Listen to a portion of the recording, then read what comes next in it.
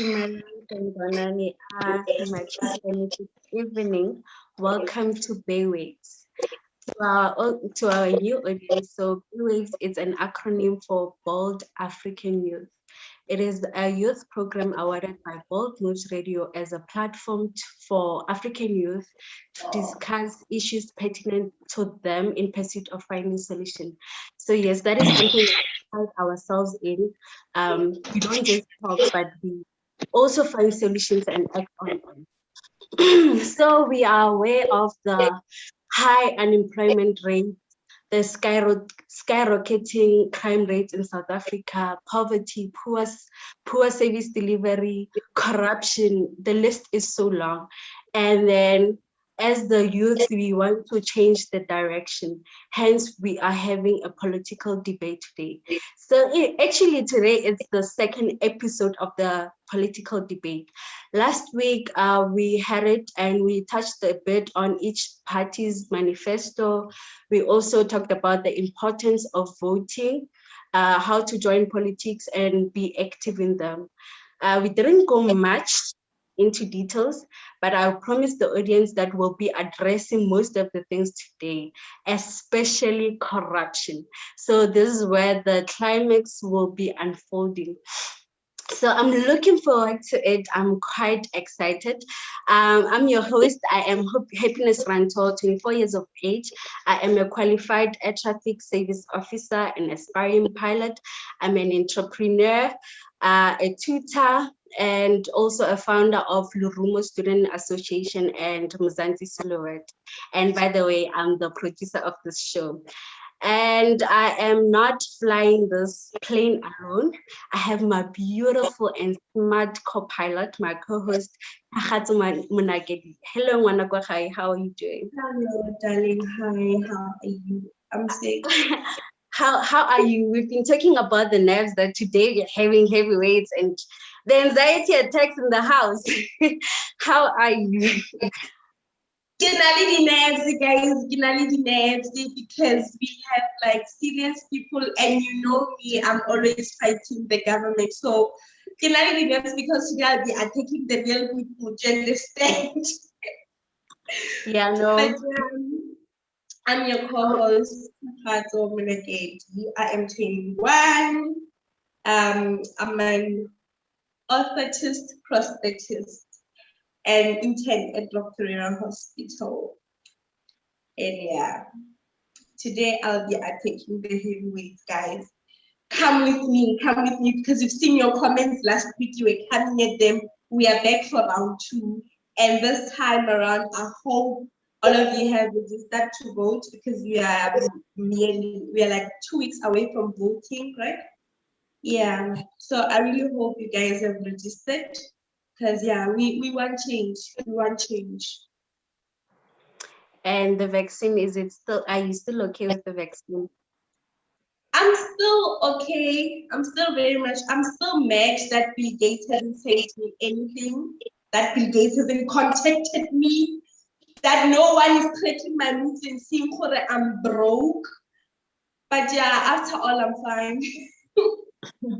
Okay, thank you, Tagatso. Like I have said, tonight the climax is unfolding. We are talking everything corruption.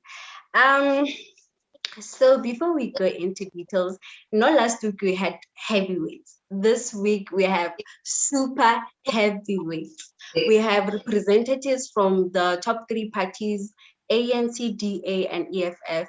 And we added a bit of a twist by inviting the president of Young People's Party.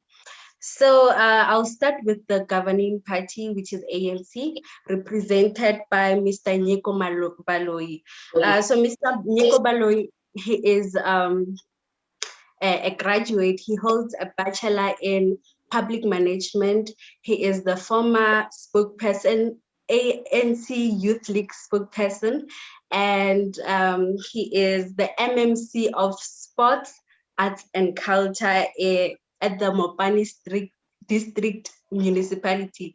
Good evening, Mr. Bembani. How are you?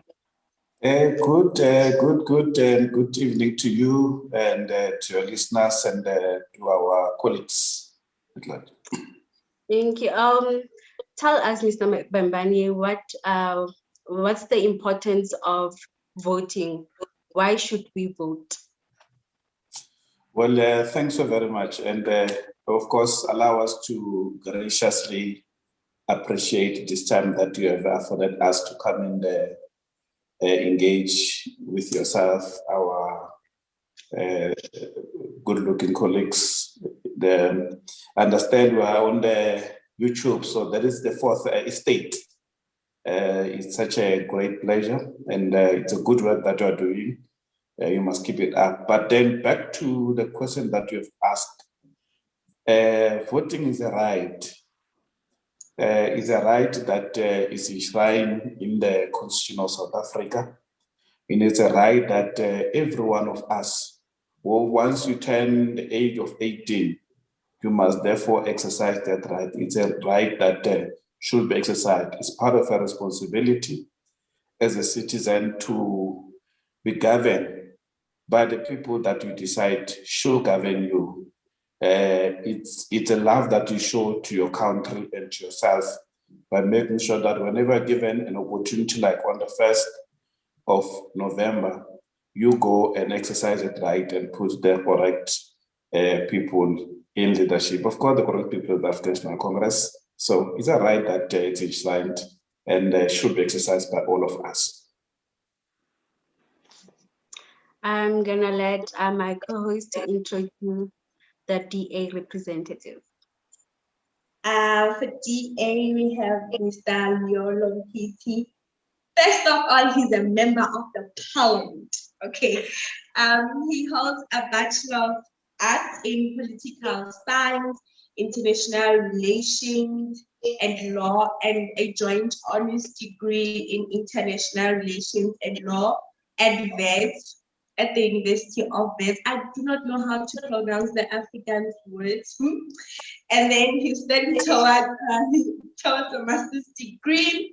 He's a member of the DA Federal Council representing Johannesburg. He also serves in the African Liberal Youth as the treasurer. He served in Public Safety Committee, Environment, Infrastructure, and Services. See, I said the best for the last, if that's what they said. He's also the former city councillor for Johannesburg, representing the constituency of Middlelands. So wait, Mr. Liolo. But how did you guys, like, how are you guys planning on working around it? But first, you don't buy electricity. How are we going to solve it? Sure. Thank you. Thank you very much for the incredible introduction. And I think it's very good to see young people engaged, particularly with the local government election, because I think it's very important, because this election is about service delivery. It's about the basics. It's about whether you're going to have water in your home, whether you're going to have electricity that's uninterrupted, whether you're going to have street lights in your community working, which necessitates the fact of safety for many people within communities. So I do think that this election is very important, and I think it's great that we are having this discussion. Very warm greetings to all the listeners at home, whether it be on Facebook or on radio, on YouTube. Very warm greeting to all of them. But let me answer the question that you've posed. I am a member of parliament, and in fact, I am deployed in Orlando East, which includes a number of particular places in Soweto, places like Dube, Middlelands, Orlando East, Jabavu, Dobsonville. So a number of places in those areas. And of course, we've seen in the past couple of weeks, many of those areas have been without electricity, either for weeks or months on end. Many because some of the electricity power points have really been switched off, or people have really not been paying. So our position as the DA has been simple on this particular issue. Many communities in Soweto are supplied electricity by Eskom and not by City Power. Now you'll know that City Power is an entity of the city of Johannesburg, And that is the entity that supplies certain parts of Johannesburg with electricity. And so our position as the DA has been simple, which is to say that we want Johannesburg residents to be supplied electricity by city power and not by Eskom. And the reason we are making this call is because what we found is that many communities like Hube, communities like Mfula North, where many of those communities have been without electricity, they are failing to be able to contact Eskom because Eskom is not responding timelessly to the issues that they are raising, particularly when it relates to power in those particular areas. And so our position is to say that we need to, on an urgent basis, move the people of Soweto in particular, who are currently struggling with power outages and power interruptions, to city power. And what this does is that it makes the city of Johannesburg, accountable, and makes it the only accountable authority when it comes to electricity distribution and allocation within these areas, so that when residents are cut out from electricity or don't have electricity, they know who to report that particular issue to. So when you report an issue to a ward councillor, for example, you expect the ward councillor to be able to reach out to an entity within the city that is able to respond on time to the request or to the complaint as and when it's been received by the community. But what's happening right now in Soweto is that you have communities who are reporting power interruptions, power outages to ward councillors, and those ward councillors don't have a direct line to Eskom, which then creates delays in electricity supply in these particular areas because the city of Johannesburg, together with its public representatives, is unable to be able to reach Eskom. So our position is quite simple. We want all electricity to be moved to city power to make the city accountable for electricity and to ensure that there are no delays in power outages. Thank you. That sounds like a very practical solution because, well, they really are struggling with either electricity or water, so it's always something all the time. I'll give the mic to you, Happiness. Thank you, Takatso. Thank you, Mr. Liolo. And representing the EFF, it was Justice Moshala. So Moshala ki naki tsebela go tswa kwa ga borena Mashadi. I don't know gore yana o tswa kae, but he is the former student activist at VUT. He is the chairperson of PCST, and he is the ward councillor of Ward 10 at the Val. Good evening, Mr. Moshala. How are you?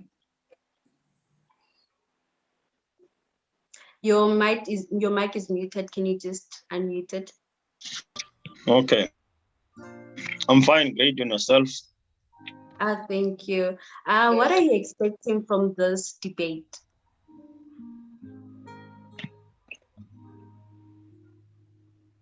Can you come again? I think it is connectivity problem. What are you expecting from this debate? Oh, thank you very much. Firstly, let me just outline that we appreciate the invite and we congratulate you on the formation on this of this prestigious platform. We encourage even more people to initiate, because problem of the youth is to initiate programs and projects that is going to ensure that is transforming the youth. And the expectation is engagements. It's youth unemployment. The expectation is issues of students at institutions of higher learning. The expectation is the living conditions of our people, is the quality of life at home, and is the issue of transformation at institutions of higher learning. I think the issues that are dealt with at that level must be implemented. Those that are going to govern must be having a political will to implement whatever manifesto that they will be having. I'll be precise and concise as that. Thank you. Thank you, Mr. Moshala. Thank you so much. Over to you, Takatso. Please introduce our YPP leader. It's quite a new party, so we need to know who are they. Before I introduce the president of the Young People Party. I just want to tell him, Kore, you already have a vote from him, please. And I actually have witnesses to this because we've been waiting for so long for a party that's for young people, do you understand? So we have Mr. Hole Tapedi, who's the president of the Young People Party. He's also an activist for the advancement of young people. He's also the youth coordinator and the youth coordinator for Sub-Saharan Africa, ambassador for the Peace First organization. Sir, first of all, we are going to vote for you. Secondly, you must give us $10. But anyways, welcome, sir.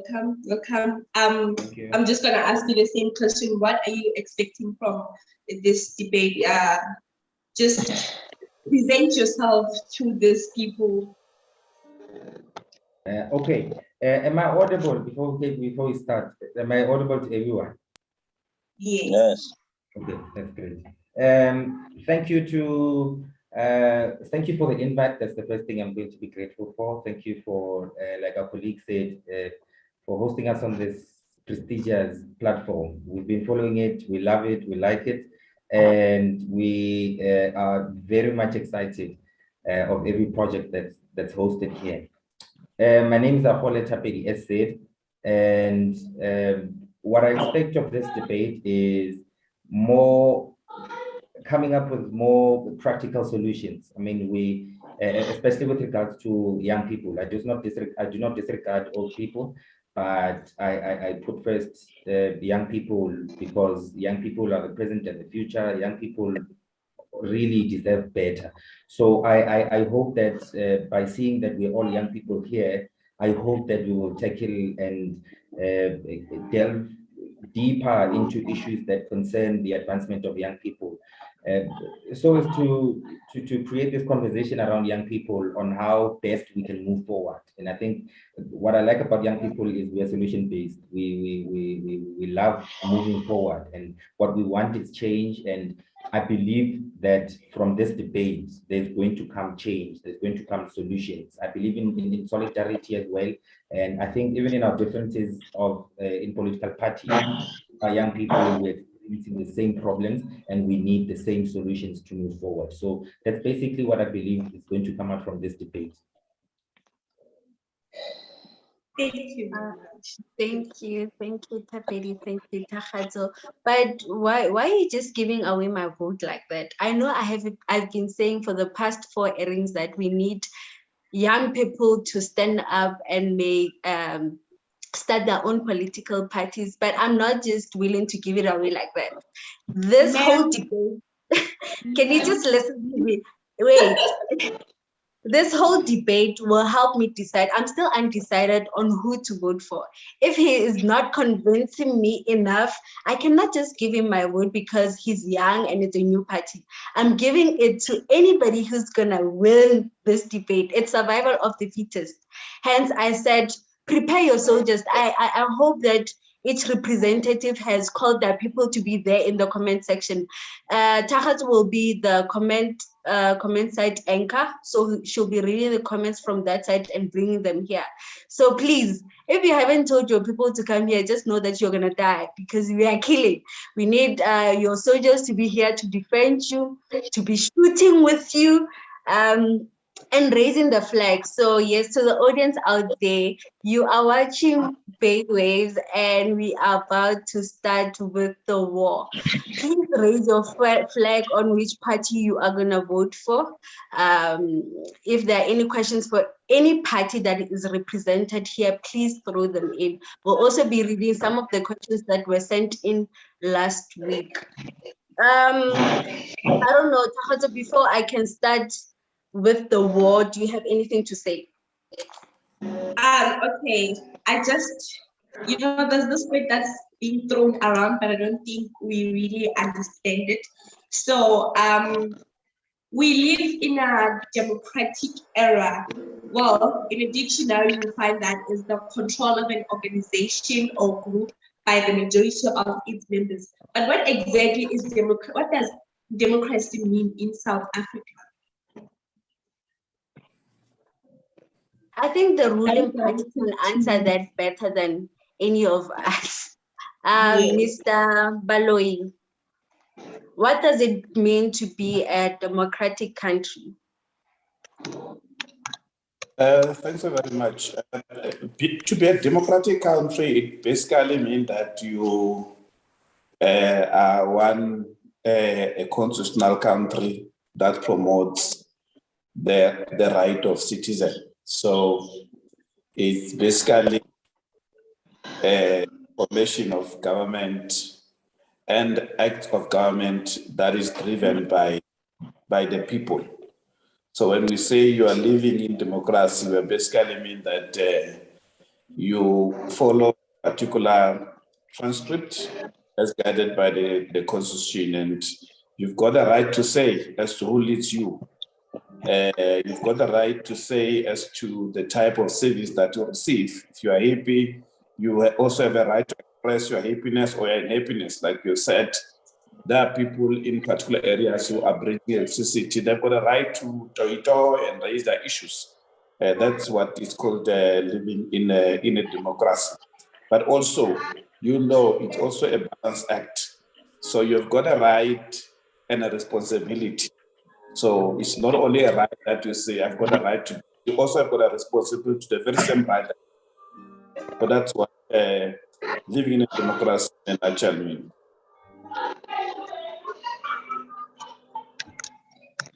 All right, thank you, Mr. Baloyi.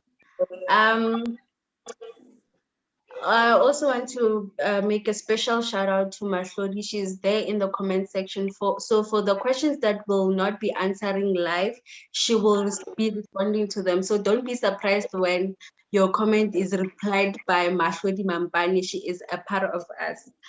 And now we are about to start with the grilling process. I hope everybody has their weapons with and everything that they need. Anybody that wants to pull out right now, they have the opportunity to pull out, surrender, so that we don't vote for their party. And one more last thing, I did talk to my guests offline.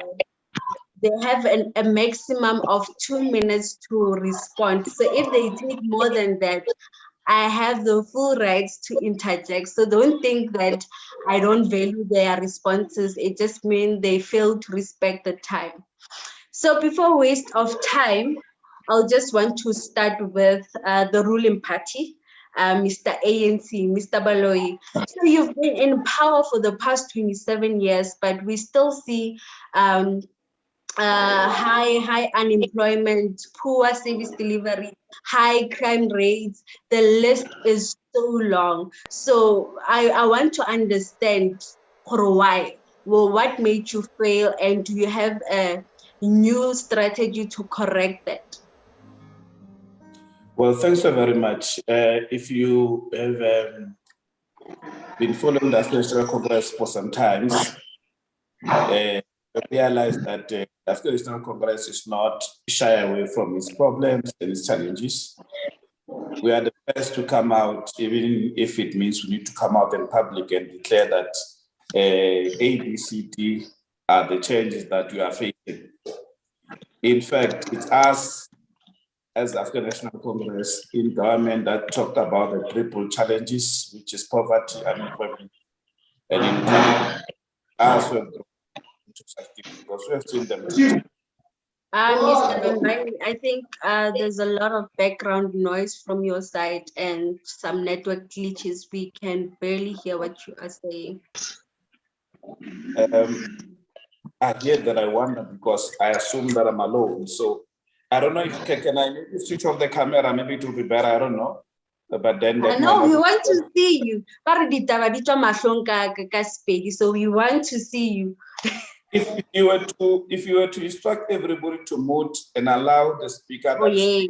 Thank you. Can everybody that is not speaking right now mute the mic so that the speaker can be audible? Thank you. Thank you for that, Mr. Bembani. You can proceed. It's better now. It seems better. Are we all muted? Did you check if everybody? Because I think there's Just still Mr. Mohlala, can you please mute your mic? And Takhatso, you might have to mute your mic. Thank you. You may proceed, Mr. Pembani. okay. I think it's getting better, but I still hear some things on the background, but I think I'm still audible. It's fine. I was saying that if you have observed the character of the African National Congress over time, it's an organization that has not been afraid of confronting what we call the brutal factors. It's the African National Congress that came up and spoke to the citizen of this country through government to say we've got triple challenges in this country: unemployment, inequalities, and poverty. It was an acknowledgement to say these are the challenges that are there. We are aware that there's always issues of crime and all those kind of things that continue to terrorize our people. We are aware that you know, you'll have issues that affects. I mean, basically, you know, when you talk about safer economy, I mean, communities, you have such challenges from time to time. But African National Congress has ensured that at all material times, we come up with a plan to address some of these challenges. I'll just give you just a few basic examples. When you deal with issues of inequality, we came with what we call an equity plan to ensure that because you are a female, you are not discriminated into certain opportunities that you should be benefiting from, whether it's in business, whether it's in private and all that. Still a work in progress, because when you check numbers, you still have your 35, 50 there, but at least we are getting somewhere. Which, by the way, large part of it is an heritage that we've inherited from the past, because there was a bad government that was led by white people previously, but I don't want to dwell much into that.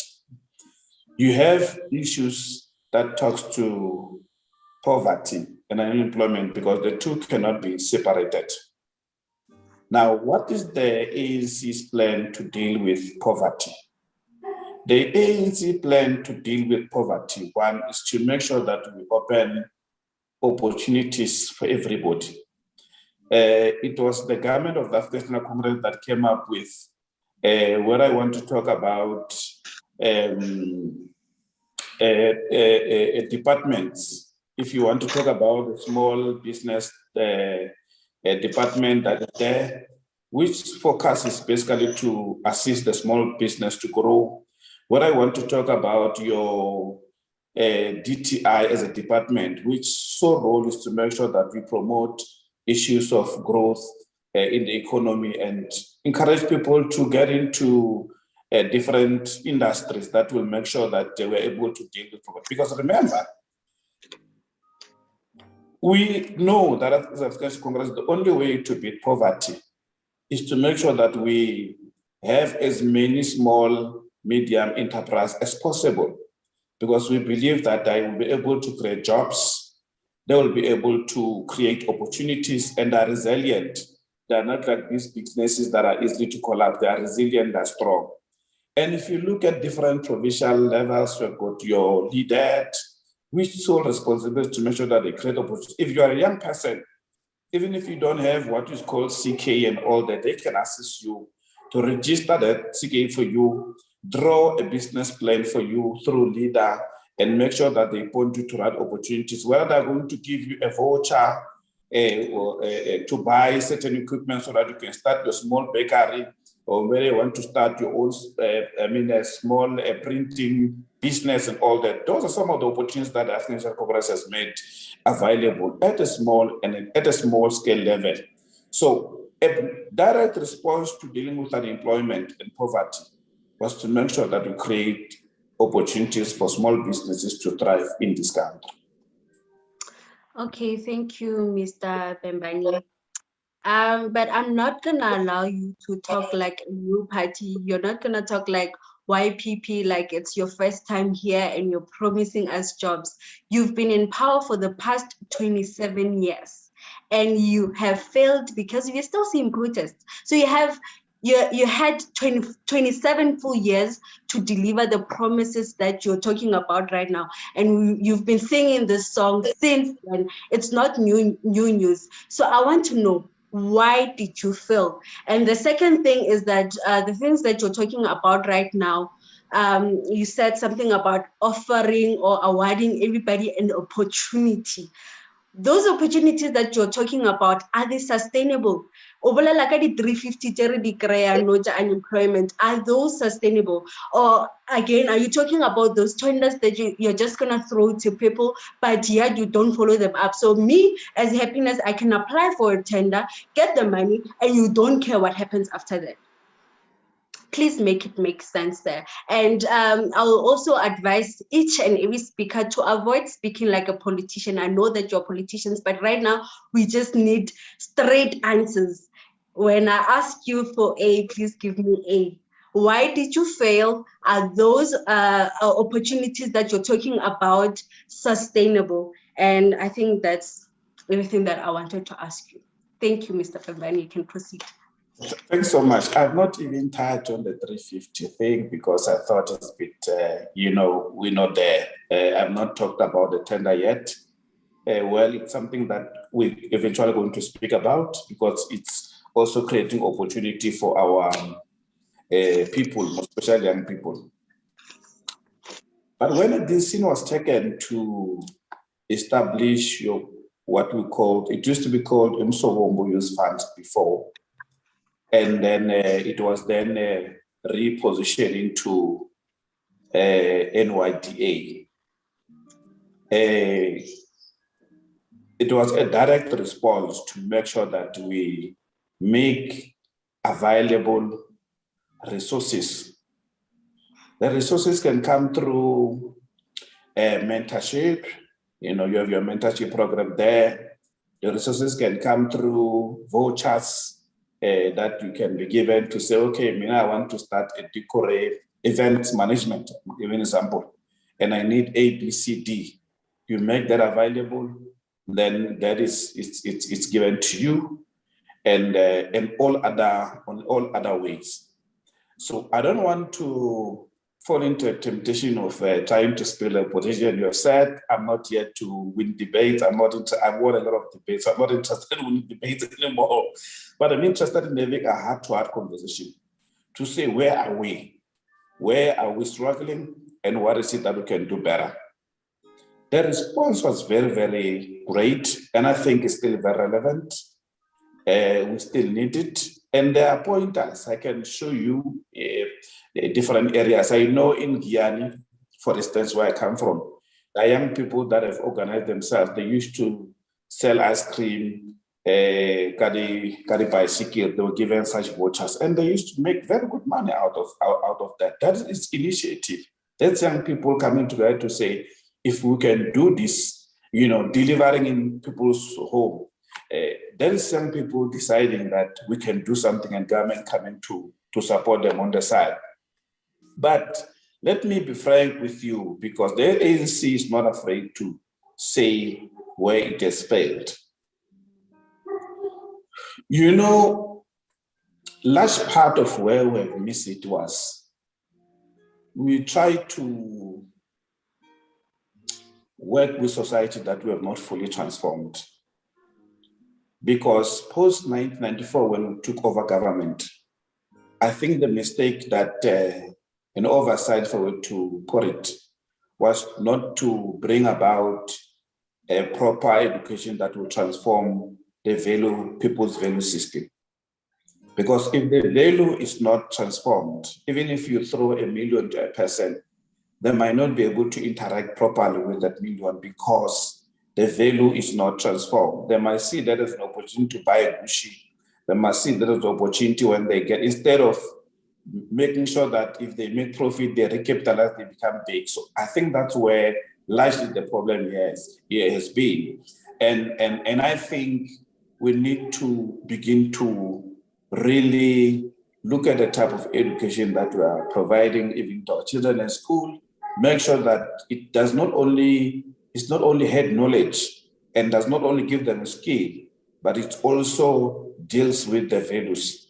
I think there was an acknowledgement that sometimes at a particular time of a program, Pastor Strike will know the program that was there. We used to call it, there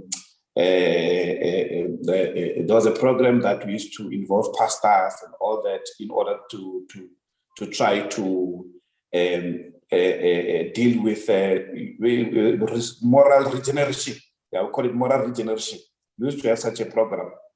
Now that's when we can be able to address so many challenges, because remember, my dear sister, the large part of the issues that has to do with humanity does not start from the outside, it starts internal. And unless you deal with the internal part of a person, you can decorate the outside and everything, but you won't go far. You are going to go far and come back at the same problem. I think that's where we need to go. And if we were to say what needs to be done, one, we strengthen stakeholder relations. Pastors play a very, very critical role. Other high moral people play a very, very critical role, so that you deal with the person. A person can be able to value one themselves, they can be able to value the opportunities that are given, they can be able to value the environment which they live in. It's a simple thing, and I'll give an example. It's just like throwing a banana. If you don't know that you need to throw a banana in the bin, and tomorrow you want to come and tell me as a politician why is the street dirty? But basically you should know that you don't throw a banana on the street, you throw it in a bin. You see what the problem is. And I think that's what we need to go back and fix things. Yeah. Thank you, Mr. Mbani. You quite stretched it, but I don't know about your answer. Please do say in the comment section, well, are you happy? Or do you still have a follow-up questions? You are tuned in, Bayways, and we are having a political debate. The person who is speaking right now, it is Mr. Baloyi, who is representing the ANC. He is saying there is still hope. So continue voting for the ANC. I don't know. I don't know if he is telling the truth, but we shall soon find out. Now we are going to move to the DA. Mr. Loyolo, we acknowledge that you are doing a very great job in the Western Cape, especially in the city. But the township seems to be a bit neglected. We see continuous protest delivery, service delivery protest in townships like Kailicha, Guguletu, and this makes us come to this question. Why are the townships abandoned? Why are they neglected? Are you saying the cities are more important than the townships, or what is happening? Why are you offering more help to the others more than the others in the province, in the same province? Thank you for the question. Well, let me just start with the context of the question, and I think it's a very important one. We've got rural areas and townships across South Africa. We've got townships in Gauteng, Soweto, Alexandra, many townships across the country. So I don't think it is a valid comment to make to say that, townships only exist in the Western Cape or in the city of Cape Town. But we have a government that has really failed these communities throughout the country. But one thing I can say about what we've done in the Western Cape, and I think we need to talk about the facts because the facts are important. When we talk about the Western Cape, we talk about the Western Cape having the lowest unemployment rate across South Africa. There is no province outside of the Western Cape that has managed to bring down unemployment the way that the DA has been able to in the Western Cape. There is no city or metro like the city of Cape Town that has been able to deliver services to ordinary South African citizens like we've been able to do in the city of Cape Town, like we've been able to do in Midvaal municipality in Gauteng. And this shows that we've been able to understand the issues of local government. Those issues are about prioritizing basic service delivery and being able to understand that people require the basics, electricity, water, their refuge being taken on a daily basis. Now, there's a long way to go, particularly in communities like Kaita, Guguletu, and many other communities within the city of Cape Town and Western Cape, broadly speaking. But one thing that I can say is that the Western Cape and the city of Cape Town has made huge strides in being able to alleviate our communities from shacks, have made huge strides from being able to put actual roads and put sanitation within communities that have not been able to have that before. And I say this because, you know, we have a huge problem in South Africa of land invasions. And I think it's important to just spend some time on this issue because land invasions happen across this country where people move into land that they have no ownership over and move into that land and then do not have sanitation, do not have toilets, do not have electricity. And then it becomes incumbent on the local government or government at large to be able to electrify these communities, to put water, to put infrastructure in these communities where budgets have not been allocated before. And what we've been able to do in the city of Cape Town is be able to work with these type of communities that have emerged out of nowhere and land has been invaded to make sure that there is dignity for these communities. There is electricity for these communities. There is water for these communities. And note that this is happening outside of allocated budgets. And my colleagues here who are in local government will know that at the beginning of a financial year, there's an acquisition document that is put together where that will tell each department what are the priorities, where is the money going, how much money is going to be spent on different projects, how much money is going to go on electrifying or putting sanitation into different communities. And that is dealt with before the financial year even begins. Now, when you have communities that invade land in the middle of the year, the adjustment budget cannot actually provide for those communities. And these are the things that we actually need to be honest about, because I think politics has become so much of talking to please people's ears and to make people happy, but we don't want to tell the truth. And the truth of the matter is you cannot allocate budgets to, you know, communities that emerge out of nowhere and you haven't planned or prepared for within your acquisition plan or within your annual performance plan. Those are the realities of the matter. And what we've tried to do in the Western Cape is that you'll see many of the shacks that are there, we've put in subsidies, housing subsidies, where people are able to come into these new projects that we've built, pay subsidies so that they can be part of building those communities, like paying electricity, paying water, and having those subsidies for those communities to be able to live. So I don't think it's a fair argument to say that communities in the city of Cape Town are not being delivered to, because they are. There's a long way to go in these communities, and we must acknowledge where more needs to be done. And I think that's the difference between the DA and the ANC, is that we are able to actually acknowledge our mistakes and understand that there's more to be done and be able to acknowledge that, rather than to say everything is going well and we're making improvements when we are actually not doing that. All right, thank you, Mr. Liolo, for that response. He is saying the Western Cape is actually doing well. He also talked about how the unemployment rates have dropped. According to what he's saying, they have drastically dropped since the DA has joined or started leading the Western Cape. I also don't know what you have to say about that. Please raise your comments or questions in the comment section. I do acknowledge that there are already comments coming through. However, I am going to start accepting or reading out comments at 8 o'clock. So please keep them coming. And then Takatsu will bring them on here. Takatsu, do you have anything to say? Your mic is muted, Takatsu. And I hope it's not a question, because I'm just going to take them after 7. It's a follow-up question on what they've just said. It's directed to Mr. Liolo by Mashudu Trevor Moving. Mr. Liolo, along his chat, he said that there's a difference between the ANC and the DA.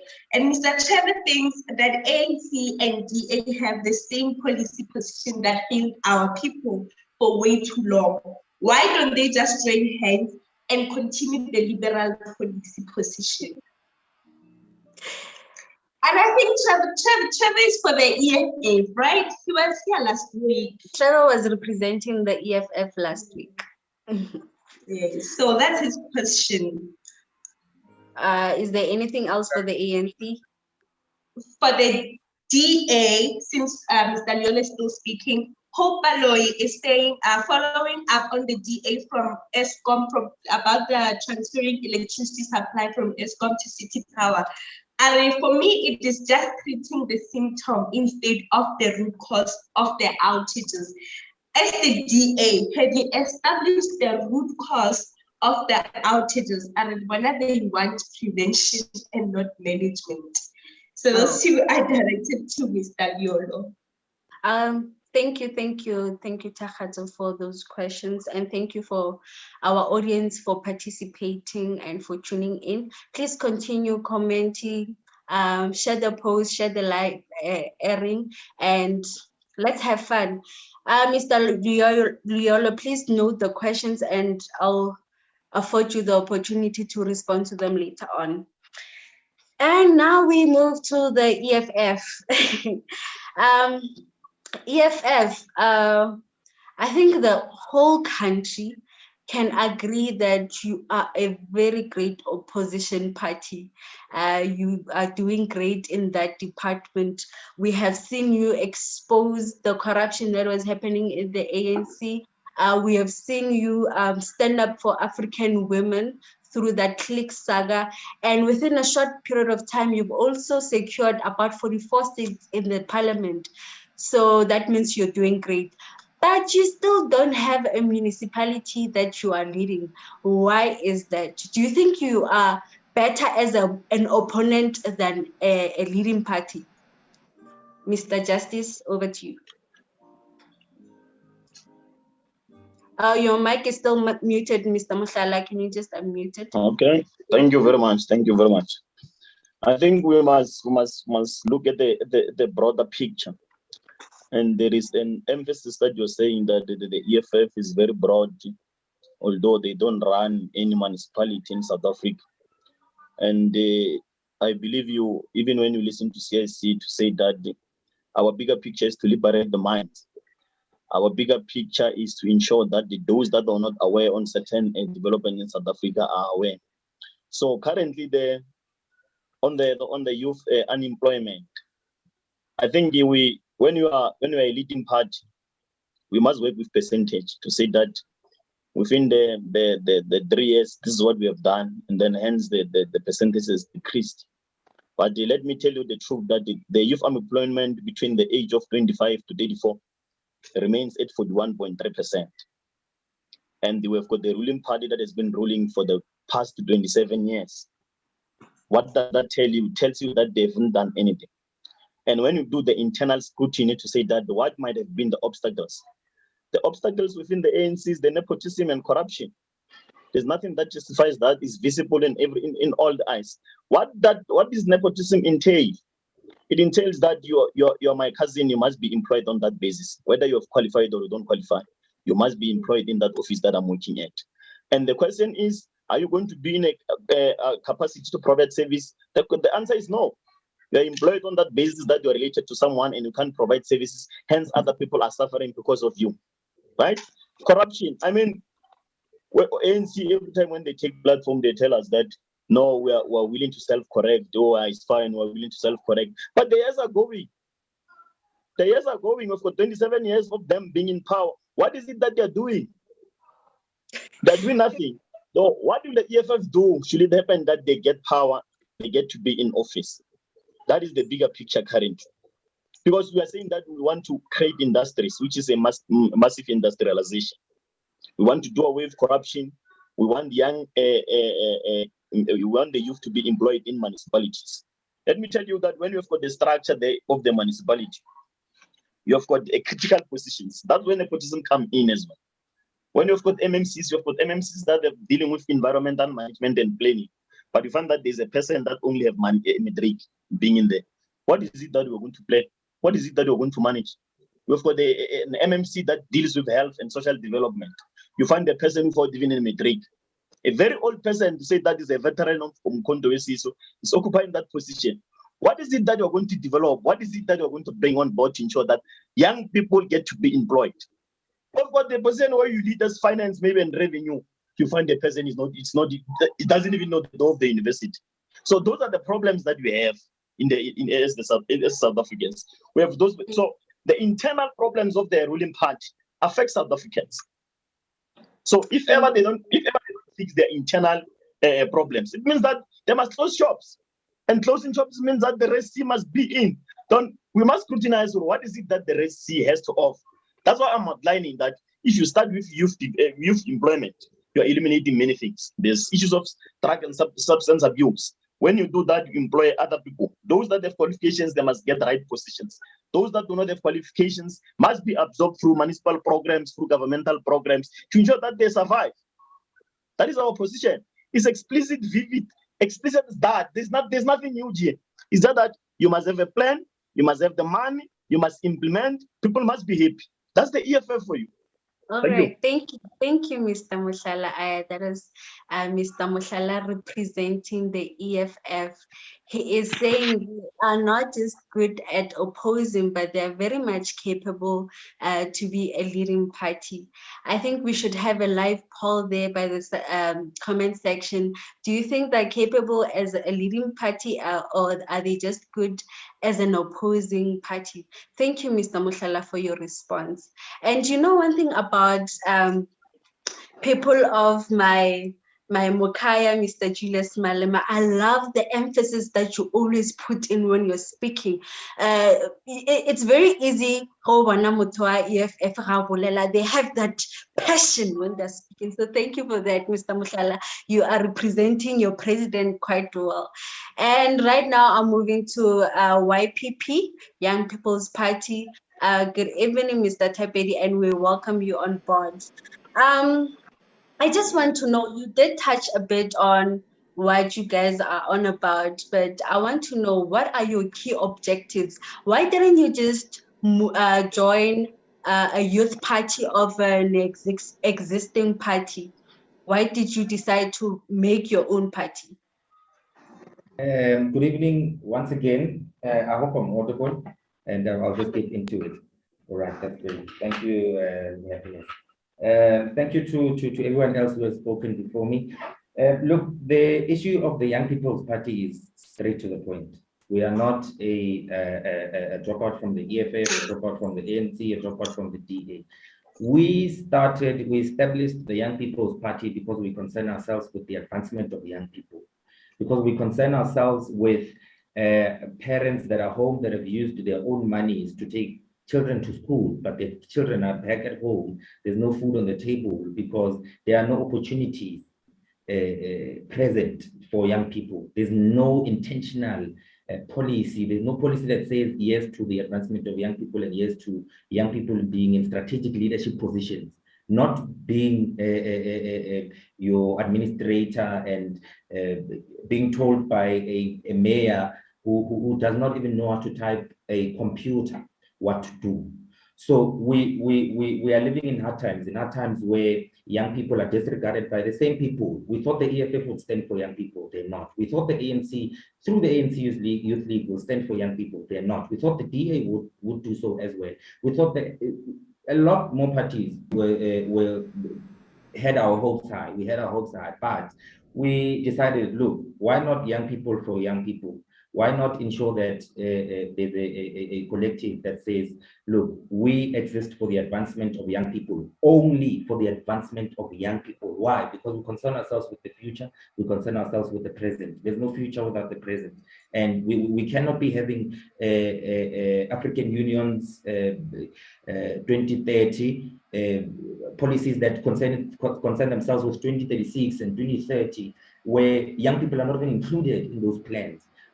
We are here to say that now it's the opportunity for young people to lead. It's the opportunity for young people to say that, look, we have the abilities, we have the capabilities, we have the vision, we have the experience as well, we have the papers I mean, we've gone to school and we've been told by the same government, the same ruling party that says, go to school, study, come back, we'll give you jobs. Unfortunately, jobs are going to who? The same people they are aligned to, whether through blood, through friendships, through whatever relationship they have.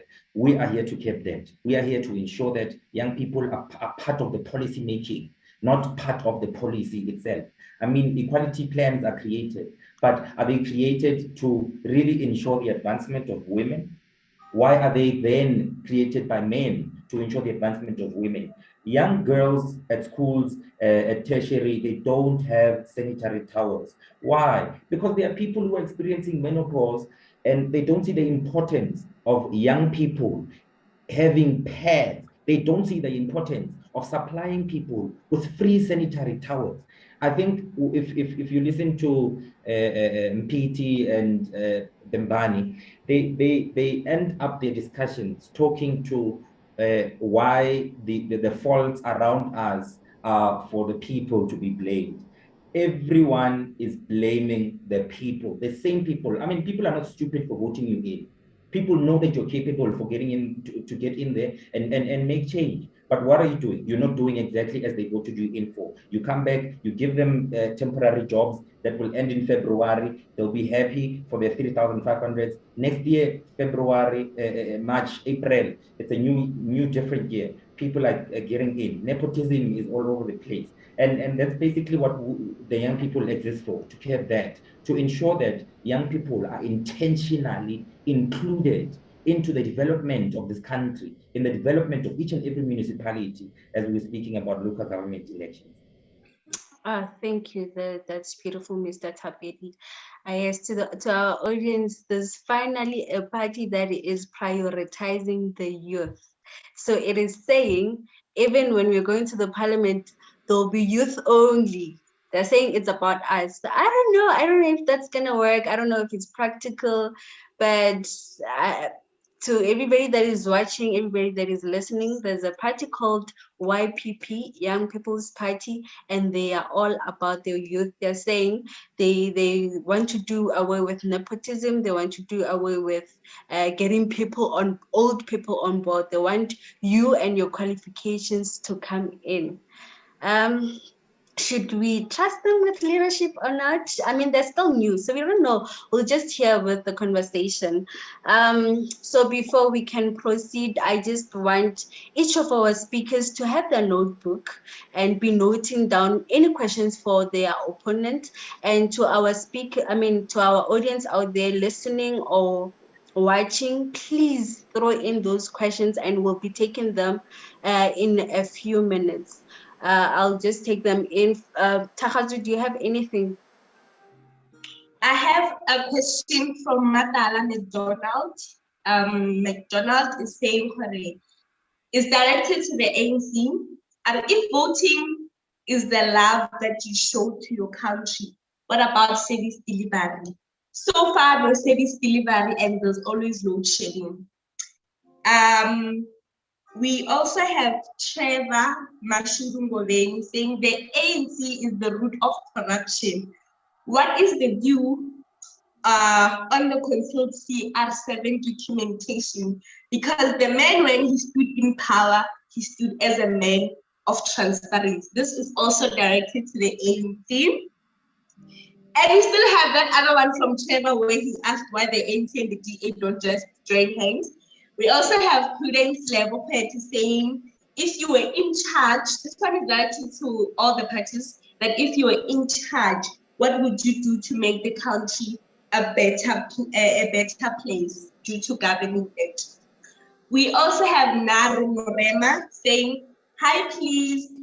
Please ask Mr. Baloyi, what is the ANC's plan to create jobs for unemployed youth?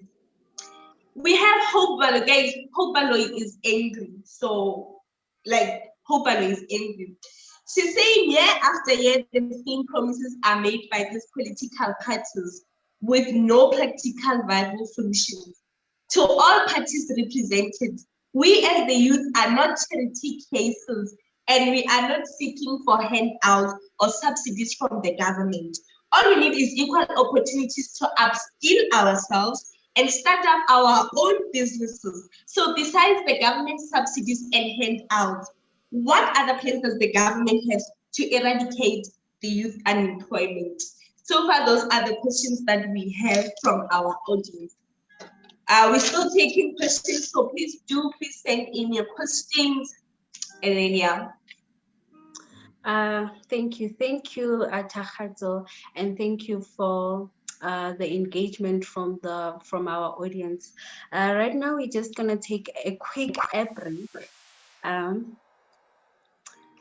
so that we can absorb all of this information. Bold News Radio. Streaming 24/7. 24/7. Say Africa, say Africa, say Africa. Boldly breaking barriers and limitations. Thank you. Welcome back. You are still tuned in Bay Waves, Bold Moves Radio. We are still raising a flag of hope for an African child. Today, we are having a political debate. We have all the top three parties represented, the DA, ANC, EFF, and we also have the YPP with us. We are still taking in questions from the comment section. However, we are gonna open a time or a period to answer all of those questions a bit later, so that we don't lose the direction of this conversation. I really hope that my speakers, my guests, are noting down all of these questions, because we want everybody to be answered. Are nodding yes, so thank you so much. I'll be moving back to you, Mr. ANC, our governing party, that with so many funds looted during the pandemic, including the 15 million rands that went missing, that was supposed to go build the stadium in the Eastern Cape. How do you plan on recovering the funds? Are you gonna recover it through tax money? Are we gonna pay for it through tax? I just want to understand, how are you gonna recover all of the lost money? Over to you, Mr. Pembani. Well, thanks so very much. I'm going to be quick on this one because there are a few issues that I want to embellish here. One, there is an agency that has been established by the government, which is led by the African National Congress, called the SIU. That agency is responsible is to investigate, and wherever they find that there are wrongdoings, they have got capacity to can make sure that the funds are recovered back. If you were to check, there are quite a number of funds that have been recovered. If we all are in this country, we've seen the hawks going up and down a number of times, collecting cars and collecting things. That has been the tough hand of government trying to deal with issues of corruption, which we have acknowledged by the way of that it's a problem. Hence, we established even the Zondo Commission. But also, let me quickly talk to our posture, even going to this local government election. Our posture is building communities through local government. And one tool which we have determined to do that is through a system that we have put in place called district development model. We call it DDM. Now, district development model is to say that we need to have one plan, one budget for one government, because we recognize that there are people who live in local municipalities. Therefore, the entire focus of government must go to local government. There are no people that stays in the national government, the provincial government, but there are people on the grassroots level, including issues of creating jobs and making sure that we deal with poverty. And one way to do that through DDM is to make sure that we create a living relationship between government and private stakeholders, because through this DDM, private stakeholders are allowed the opportunity to participate directly to determine government. I'll give an example in 2 districts here in the province, the district of Waterbeck. The mines that exist within that space are making commitments to the bigger plan to make sure that they conclude a particular budget that address the service delivery issues, but also to create employment. In Mopani, there we've got people like ZZ and Kruger who come into the space and make commitment, including the mines there, to make sure that they make that the government is the plan that we as the government has come up with to make sure that we address some of the challenges that are there. Our posture as the African National Congress towards corruption we have always frowned upon corruption as the African National Congress. Hence, at some point we had to expel people like Julius Malema from the ANC because of corruption and other malfeasance. So we have always been taking a decision. People might not acknowledge it, they might not like it. If you go to Northern Cape, John Block, the former Premier of Northern Cape, is in jail today because of corrupt and other elements, and other people that you see being arrested day in and day out because of these things. You know, issues of VBS, we record mayors from positions of government because they've invested money in VBS. Other people who have been eating money of VBS are still trying to run around and all these things. We know them. We're not going to waste time mentioning them here. But another thing, maybe lastly, so that I also allow other colleagues to participate here. We have a responsibility, all of us. It's not going to be the government only. It's going to be the government and ourselves. If opportunities are made available to all of us through radio and different medium and different platforms to say, for instance, if you want to start a radio station now, all you need to do is just to go and apply a license, and it's very accessible there in the office of the president's there. You get to that board there, you get a license. Those are opportunities that are made available, and many young people are jumping into the opportunities now. So they're making things to happen. Yes, we acknowledge that areas and great areas that we need to work on, and we can do even much better. Hence, if you have listened to the president, he said, even the mayors that are going to be there, you must be qualified if you want to lead. And there is a high level of expectation, including our candidate, by the way, most of whom our ward councillors are young people. We took them to communities for community to say they acknowledge them or they reject them. And most of them, the hopeful ones, those ones who speak like that voice you say your neighbor speaks with, went to communities, but community told them we don't want a voice, we want deeds. And community rejected them and acknowledged and approved the one that they approved. And those are the ones that we are going to be fielding as our candidate. So, thank you. Thank you okay. so much. I see you're already shooting. I need to declare it when we are going on. Right now, don't pull out your guns yet. Please save the bullets for later because it's really going to be messy right here. Thank you for your response. So, yeah, my people, he is saying they are going to recover the funds through SIU, if I got it right, SIU Air Mahawks. So, then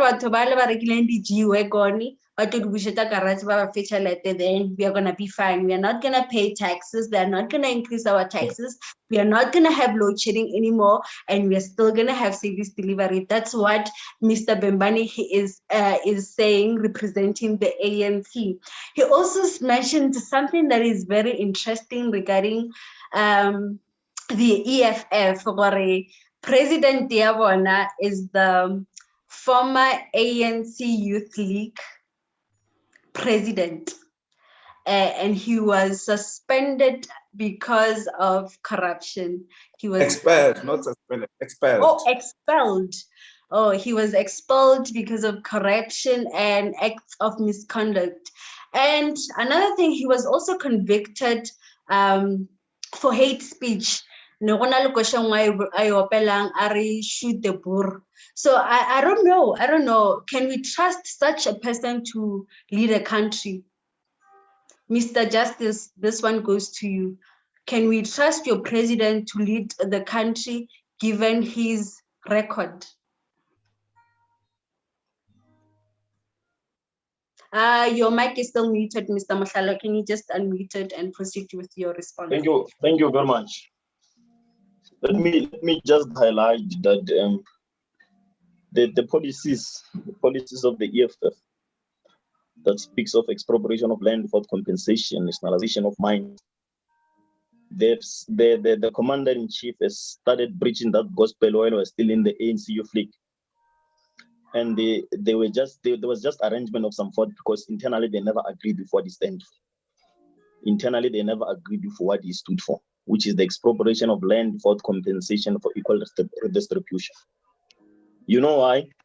Because there are other people from the ANC that are corrupt that knows that should it happen that you do that, they are not going to benefit from the entire process.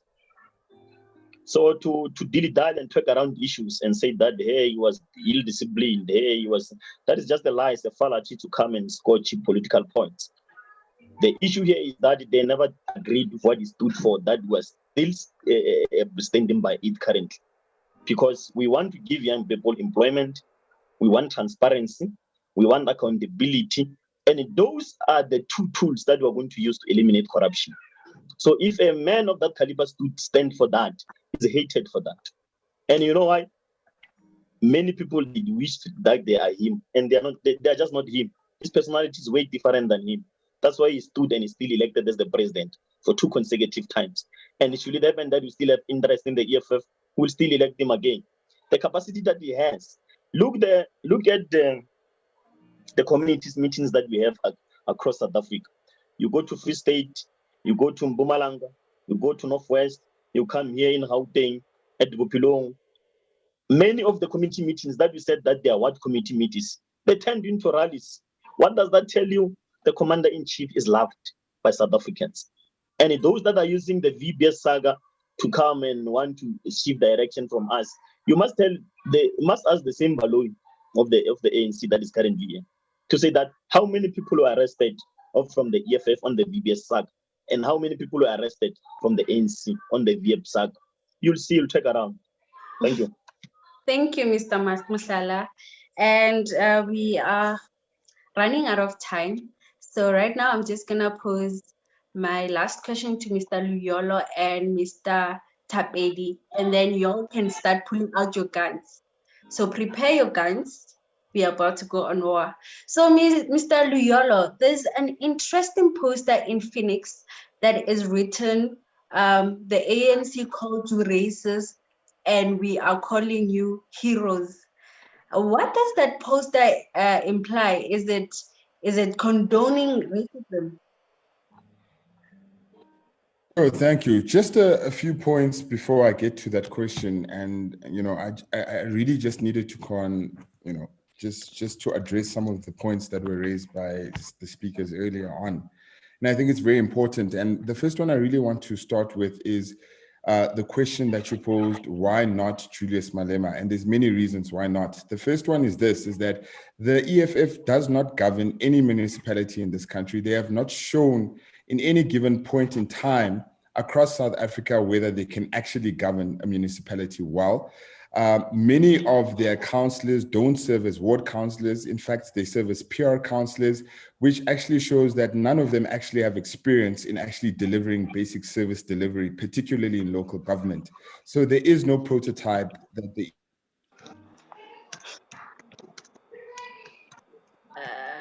I think we are losing Mr. Luyolo. Mr. Luyolo, can you still hear me? I think we lost him, but as soon as he reconnects, we'll just pass the mic to him. While he's still trying. Mr. Tapedi, are you saying something? Yeah, I'm saying I can like Julius. All right, now let's go to you since we can okay. So EFF area, it wants us to become a borderless country. It's a country for all Africans. How do you think that is going to affect South Africa, the economy, the development? Is it practical? I'll start by answering the last question. It's very impractical at this time. but we are all in love with the vision. But it's very impractical. It's impractical in the sense that South Africa is not at a point where it can now start taking care of other people because it is unable. It is run by a government that is unable to take care of its own people. I mean, things like basic service delivery, things like unemployment, things like crime. They increase on a daily, and we are basically unable to curb those. If we're unable to curb those, and we're letting people from different countries come to South Africa and move all around without record, without a proper way of doing things, then we have a big problem. We're not saying people are not welcome to come to South Africa. We're not saying people are not welcome to come and work in South Africa, but are there services needed in South Africa? Don't South Africans have such companies? Don't South Africans have such capabilities? Don't South Africans have such abilities to ensure service delivery in that regard?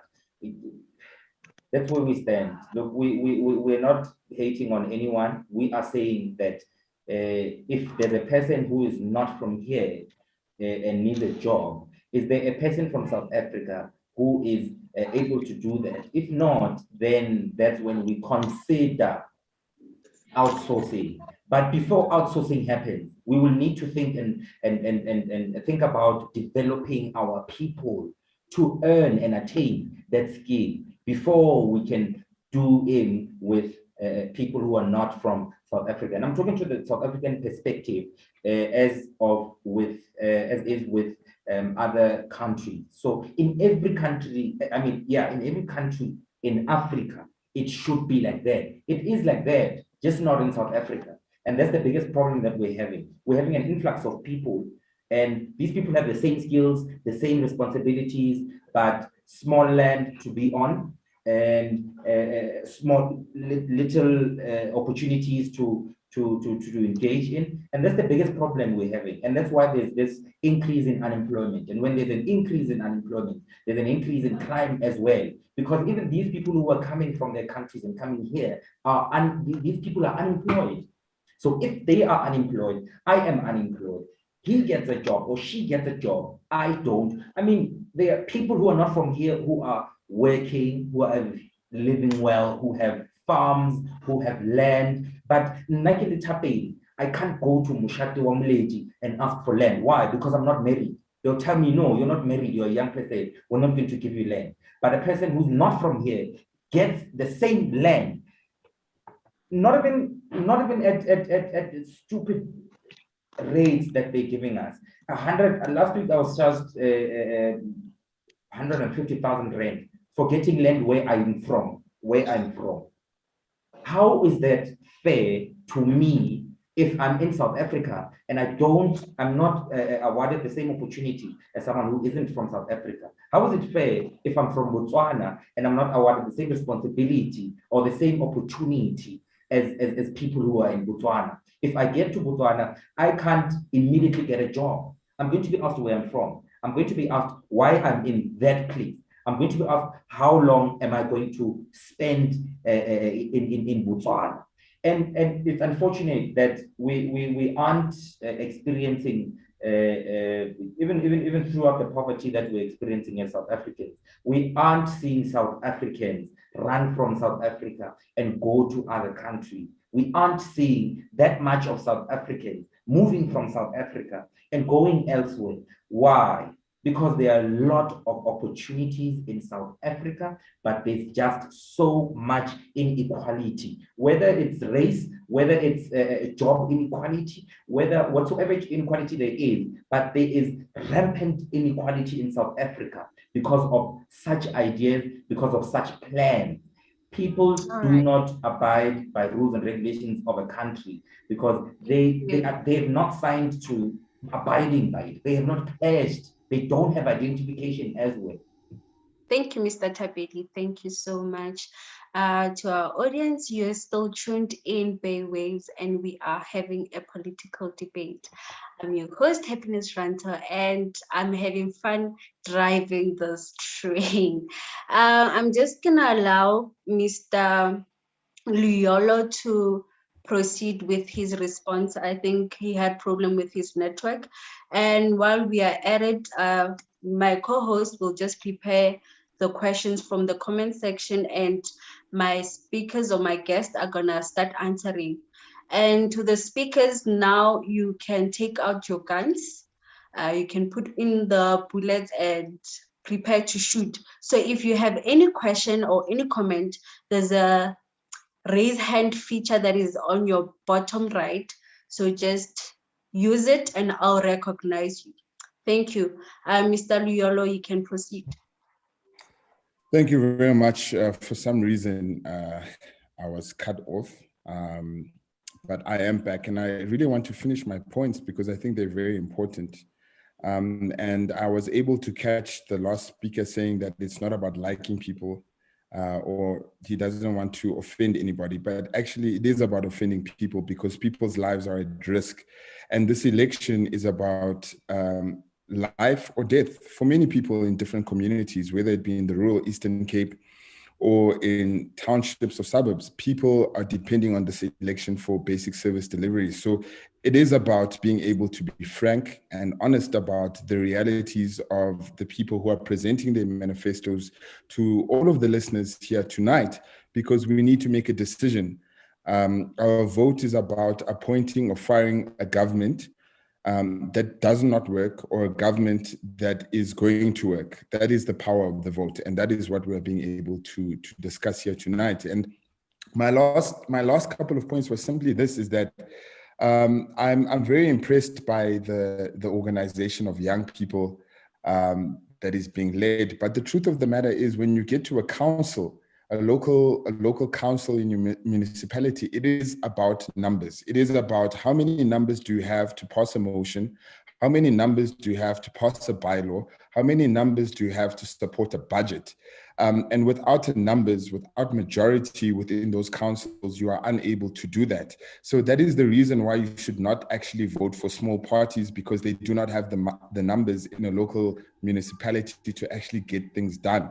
That's why we are saying to voters out there, vote for an organization that has actually proven themselves, has a track record, and has shown where they've governed, whether it be in the Western Cape, whether it be in Gauteng, in Midvaal, whether it be in Nelson Mandela Bay, where we are currently governing, or Tshwane, where we've shown that we can actually get things done. And those is about the basics.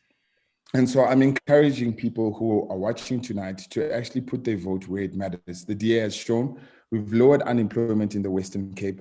We've shown that we can deliver basic services in the Western Cape. Midvaal is the best run municipality in Gauteng. So we've shown and proved to South Africans that we can actually get things done. Now, if you don't like us because you feel like, well, the DA is racist or the DA is that, the point of the matter is this: do you trust the DA to actually deliver services? When you call someone at night and say, I don't have water, who do you trust? The EFF?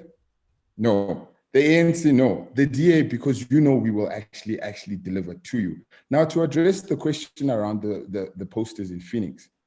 Now, I want to be very clear about this point and make it clear to everybody on this panel, because I think my colleague from the ANC raised the poster in a way to bring up the Phoenix thing. And I appreciate that, because I'm not scared of accountability. Now, the poster that was erected in KZN was erected because the government, at the time when looting happened across Gauteng and KZN, there was no police officers that were in sight, that were there to be able to defend communities, to defend entrepreneurs, to defend business owners from the looting that was happening across the country. We were all there, people on this Zoom call. We all saw the visuals on television. Some of us as public representatives were at those shops, at those malls, and we saw the unlawlessness that was happening in those areas. And one thing that must be clear is, in many of those parts, whether it was Maponya Mall, whether it was shop rights across Meadowlands and Dube, whether it was KZN, Mhlanga, we saw that the police were not there. There was no defense for those business owners. There was no people to defend the people of this country from the lawlessness that took place in those particular times. Now, those posters were erected for those people who actually stood up for their communities and said that these communities need to be protected. And if the South African Police Service fails to protect us, then we as South Africans will stand and protect entrepreneurs and business owners. And that's why the posters were erected. Now, were the posters being erected in Phoenix specifically wrong? For sure they were, because in Phoenix, there weren't any looting. There was no looting of shops. There was no looting of businesses in Phoenix. But what there was in Phoenix was massacres of people who were walking around the streets and were killed on the basis of either profiling or whatever other reason. Now, that is what is wrong. And so that is my response, Siswam, happiness. That is my response to say to you, that is what I believe happened with the posters in Phoenix. I don't believe it's wrong to stand up for people who actually defended business owners and defended shops and entrepreneurs. And these are not just white entrepreneurs, as some populist organizations would like to have people know. These are Black owners, young people who started shoe businesses. Those businesses were looted. These are young people who started, amakota shops, selling amakota to people whose businesses were looted. Bread, price stands, all these things were taken from these young people and various other business owners. And for us to act as if those people were not affected, and because we want to play a political game to win votes for the local government election, I think is very disingenuous. And I don't think we should be operating that way. Let's not politicize crime. Let's not politicize massacre, of which is what happened in Phoenix and which is what happened across the country at that time of looting. Thank you, Mr. Liolo. Thank you for that. As you were talking, I saw Mr. Thapedi laughing there. I'm sure he'd like to defend himself. And to our guest speakers, please use the feature to raise your hand so that I can recognize you. I have recognized you, Mr. Thapedi. Before I take you in, I'm just going to take the questions from the audience. Takhatso, please take us through them. You have muted your mic, man.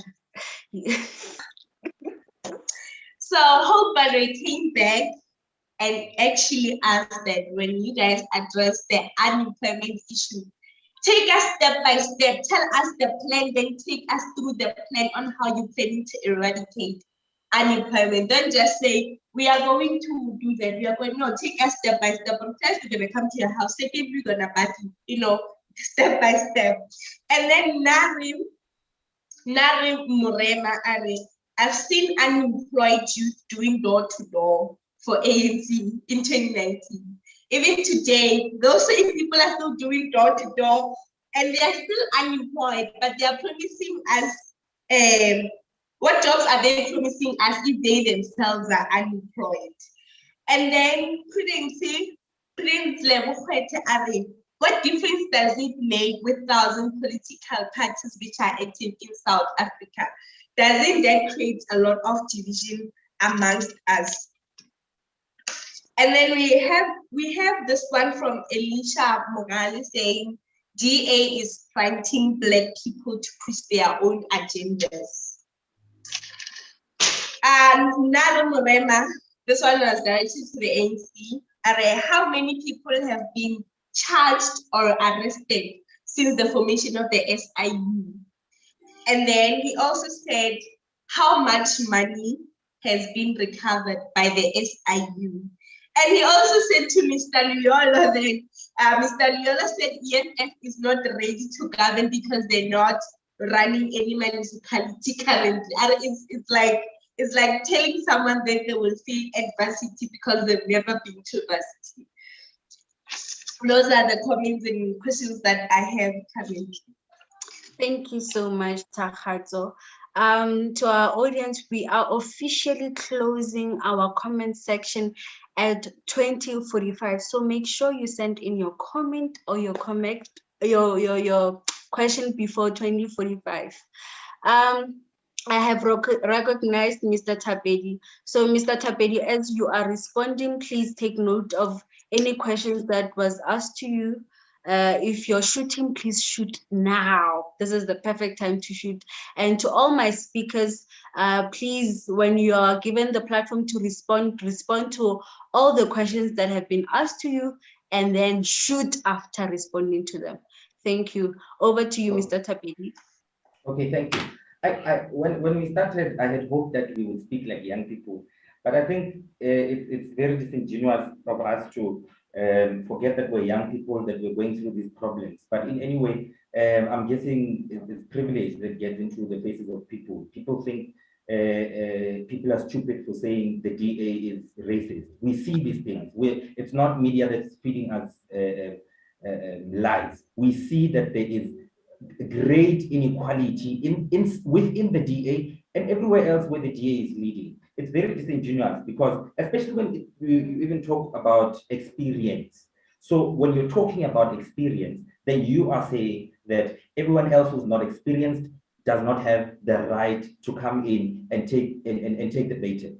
That's basically what you're saying to young people, that if you don't have experience, you only have qualifications, you're not fit enough to take the role of being a mayor, you're not fit enough to take the role of being an MMC, you're not fit enough of being in parliament, of having a voice. That's very ingenious, that's very unfair. And I just hope Luyolo will think differently about it as time goes on, but it's very disingenuous for him to say that. Secondly, let's talk to as well experience versus innovation. So what we are saying as the Young People's Party, and myself as the president of the Young People's Party, we are saying that young people are coming with innovation. Young people are focused on what? Change. And experience has nothing new to it. Experience is doing the same thing, the same way, but we're expecting different results. Why is it that we have experienced people, we're clapping hands for experienced people, but there's no change at all that is happening in our parliament, in our legislation, in our councils? There is no change at all. These people have been there.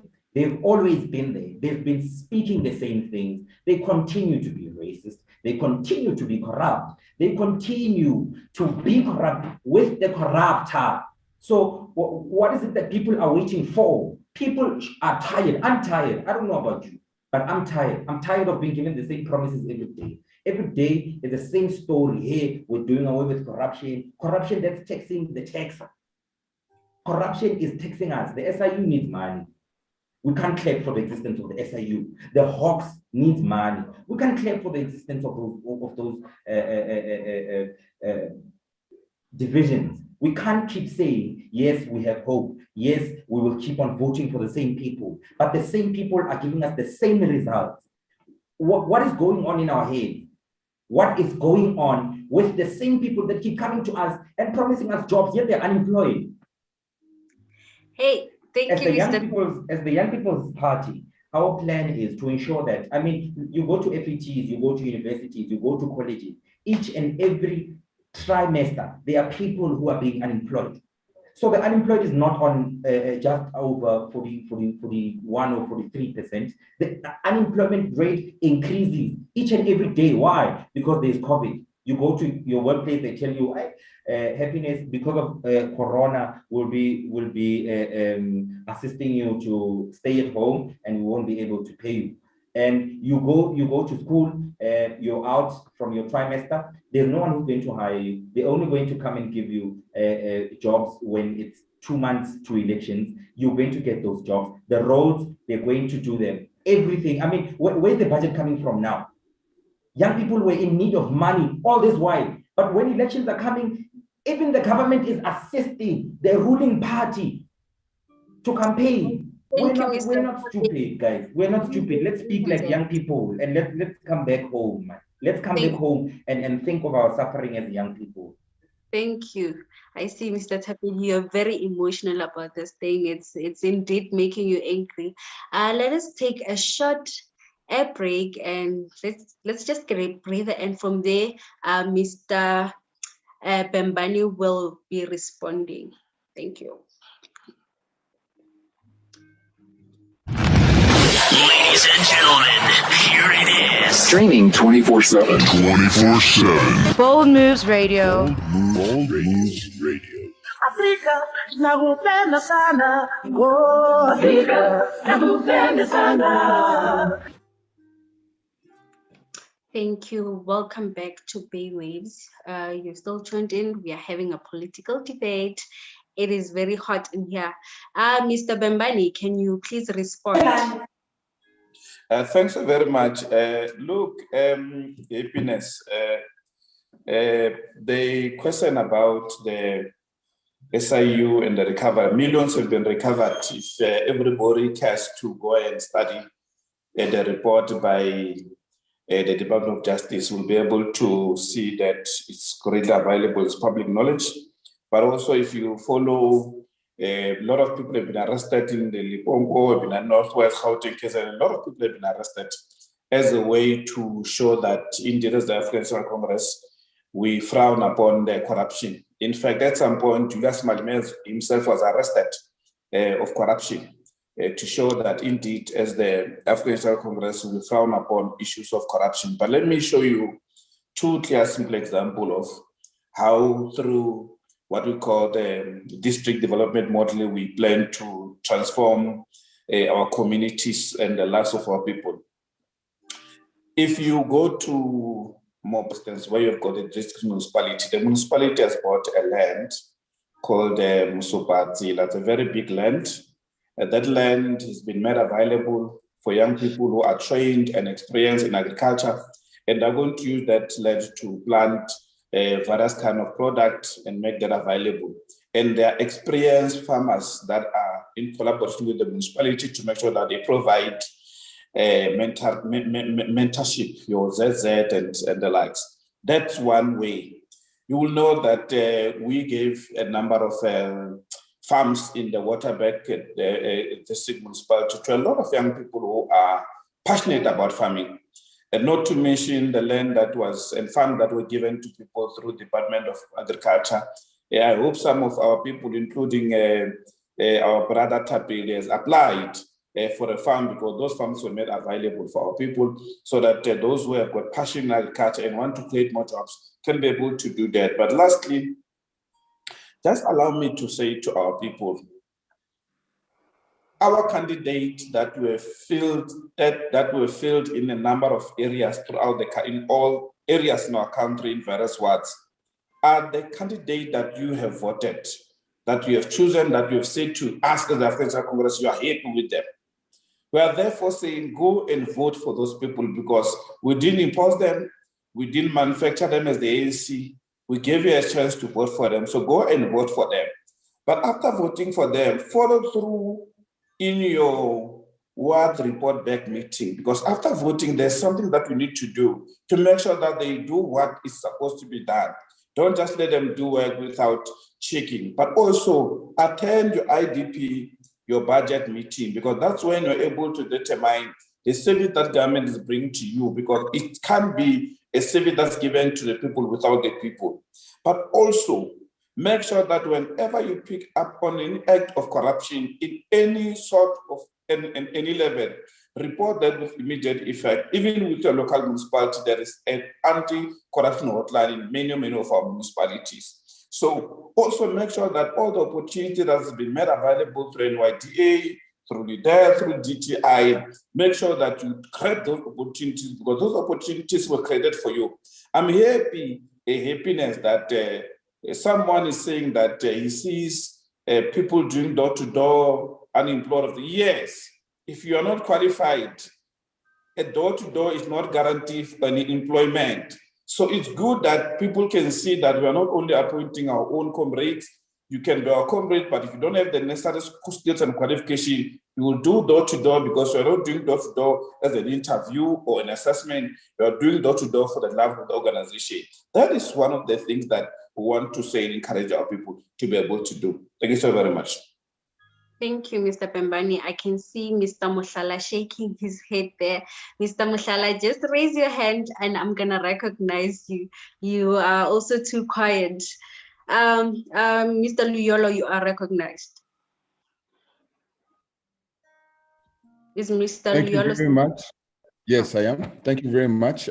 Just to respond to the questions and some of the points, let me see where I start off. Let me start off with my brother from the Young People's Party. I'm more than happy, my brother, to get you a flight to Cape Town so you can experience a really well-governed city and you can understand how things are actually done in the Western Cape, or to Midvaal to get you some petrol to get there and experience what a DA government feels like. I think that would help you with some of the questions that you have. To my brother, to the ANC, no one has actually been arrested for corruption from the ANC. We have state capture. There are many people who've looted this country who remain unarrested, who remain not having accounted for the crimes they've done, including Zweli Mkhize, including Nomvula Makonyane. There's many that I can name who have not received justice for the things that they've done to the South African people and the taxes and the money they've stolen to the people of this country. My point just also on government. Government is not an employer, and that's the difference between the DA and the ANC, is that the DA does not see government as an employer of the South African people. The DA sees government as a facilitator of economic opportunities together with the private sector to be able to drive economic opportunities for young people. And so this brings me to the point of what is actually the DA's plan for young people, should young people vote for us in this local government election. It's a simple plan, and it's a plan that says that we want to center small, medium businesses in our local government economy, because we understand that through SMMEs, you are able to cultivate GDP, you are able to cultivate strength in terms of entrepreneurs and being able to innovate within areas that have not been innovated before. So one of the differences between DA and ANC policy is that the DA actually values the green economy. For example, the manufacturing of hemp, marijuana, in other words, where we give young farmers the opportunity to be able to manufacture hemp and being able to link them to market linkages within the economy to ensure that young people actually can get their product into the commercial world. That is our plan. We have a plan of the employment tax incentive, which is essentially an incentive for small businesses and entrepreneurs in the private sector to employ young people at a certain subsidy that is given by government. And in turn, they give young people learnerships and internships to actually get experience so that they can become more employable within the economy of this country. We have also said that government's role is to facilitate. And so we've looked at places like the CIPC, for example, in terms of creating a database in which new young entrepreneurs can be connected with networks to be able to drive their economic ambitions and be able to be mentored, particularly from those particular networks.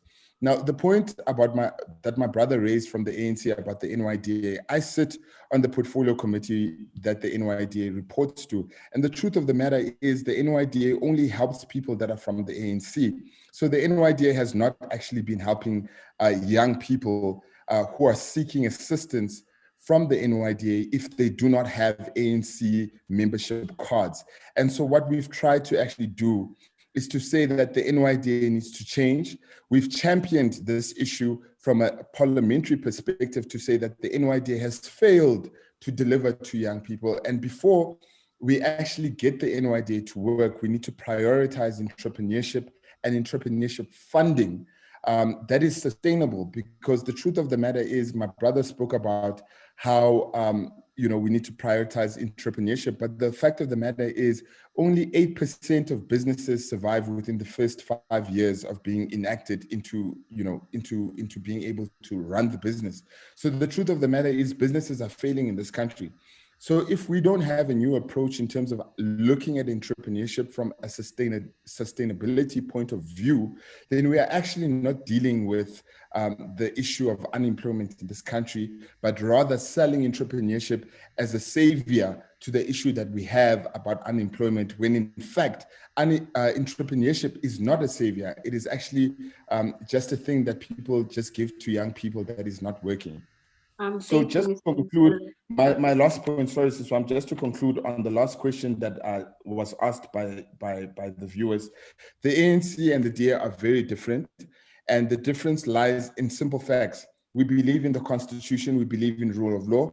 We are a liberal party that understands that government is not an employer, and it's through empowering the people that you can actually advance them in this government and in this economy. Thank you.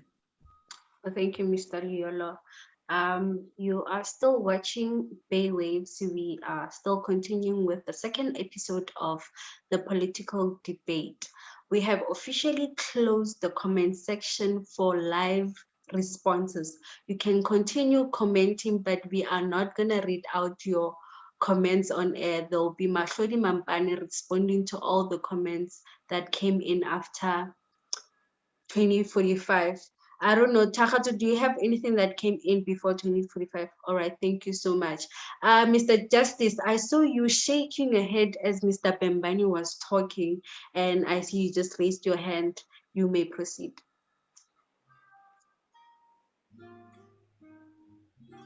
Your mic is still muted, Mr. Mashala. Thank you very much. You see, even in the comment box, most of the questions there that directed to the current ruling party is because the presentation that has been made, but there's no logic, there's no even political will for implementation. So the questions are directed here to get clarity. So our manifesto is quite explicit. Our policies of the EFF are quite explicit. The people understood general on what we stand to represent and on what we intend to eliminate. Just to bring a leadership of the ANC and of the young people, the comrade on board, to say that when the African countries, when you say African countries need to unite and we eliminate borders, that is our policy, and we've got a proper justification to that. To say that even currently, let's stand for other African countries that are assisting South Africa, but we are not singing because perhaps it might be an element of being selfish and not being aware. Currently, as I'm speaking, there are 800 meter cubes of water that are coming from Botswana directly to South Africa. That is a country-to-country assistance. During exile, where was most people going? They are going to the nearest countries. That is one form of assistance. We're not saying that people must flock to South Africa. We're not saying but there must be congestion in South Africa. We're saying that if ever there are services that need to be paid, yes, we understand. But we need to accommodate our African brothers. So the first thing that we need to do is to intensify their economic state in their country so that we avoid congestion in South Africa. So if we overlook that, there's going to be congestion in South Africa. So we must never be selfish enough to say that, well, we don't care what happens to the economy of Zimbabwe. We don't care what happens to the economy of Mozambique. That would be selfish. And then the problem that we have now, we're not going to be able to resolve them. Then the African countries, when they're united as a continent assisting in mining sector, assisting in all factories and industries, within 1 or 2 years, we're going to be considered as a developed country, as a developed continent. When if there's a helping hand to say that we want to open a mine here, South Africa, please come and do a helping hand. Take out this amount of money so that we assist these people for employment. More than 200 people get to be absorbed work in Zimbabwe in their own country. Don't come to South Africa. There won't be any need to come to South Africa. So secondly, I was still wanting to mention the issue of tendering system, to say that we're saying that creation of jobs is going to be through tendering system equal. The people that are involved in the tenders, from the municipality to private companies to government entities, are ANC people. So if we eliminate tenders, we eliminate what we call kickbacks. You know, when there's a project that to build a road that comes just a mere road that can take a certain distance, we can say that no, the road that we have 40 million in the ANC can worth 80 million. The 40 million go back to your blending man. The 80 million go back to your Didi Mabusa. The 40 million go back to your president. So to eliminate corruption is that hire people with proper skills in the municipality. They do proper road, they do construction, you pay them directly, they work for the municipality. The man of kickbacks, they get to be kept by the municipality. What do you do with the money? We give bursaries to the youth. They go to university, establish themselves. They get to be hired by other companies and even the municipality. That is just a simple task. While I'm listening to DA, I don't know what they're talking about. I'm listening to ANC, I don't know what they're talking about. And it's been years that they've been in power. So I believe the advice is just for them to close shop. Perhaps I can give a bit of credit to say that, no, the Young People's Party, please come to the EFF. Some of the things we'll explain to you proper. Because we're giving you a benefit of the doubt, because perhaps you might stand to be independent. ANC, DA, you failed this man. You keep on mentioning issues of Midval, you mention issues of Western Cape to say that you are governing. You come back and say that the EFF is not governing in any municipality, blah, blah, blah. That's a mere contradiction. You govern in Midval, I'm staying next to Midval. In Midval, there's a place called Mamello. Even today, there's no electricity and water. You come in the media and then you lie. In the Western Cape, the people that are safe is white minority. The black people are not receiving services in the Western Cape. We've done research and we're giving it to you like that. It's not happening. Stop lying. Thank you. Thank you. Thank you, Mr. Mushala. The ANC and the EFF, you have received the shots, and I'm sure you'd like to defend yourself or shoot back. However, I have recognized Mr. Tapedi, who was laughing while Mr. Mushala was talking. I don't know what he has to say, but before he can respond, I just want us to take a break and then we'll continue. Ladies and gentlemen, here it is. Streaming 24/7. 24/7. Bold Moves Radio. Bold Moves Radio. Afrika, nakupenda sana. Oh, Afrika, nakupenda sana. Thank you to our audience for engaging, and thank you for to our speakers or guests who are really giving us a show. Mr. Tapedi, can you explain why you were smirking or rather laughing while Mr. Mushala was speaking? Okay, so first of all, I think I laughed at all of them when they were talking. Why? Because I still believe these three people here, they're very oblivious to reality. I think these people are shying away from the reality. They are not in touch with the people. People want employment. People want practicality. People don't want lies like the DA continues to do. They don't want to be promised promises as well. We're tired of receiving promises from the ANC. We're tired, and it's really just up to the people to. I mean, the talk is cheap, and the polls are free. And let's just take it to the polls. Let's just take it to the polls, because I need to also emphasize that young people are not a charity case.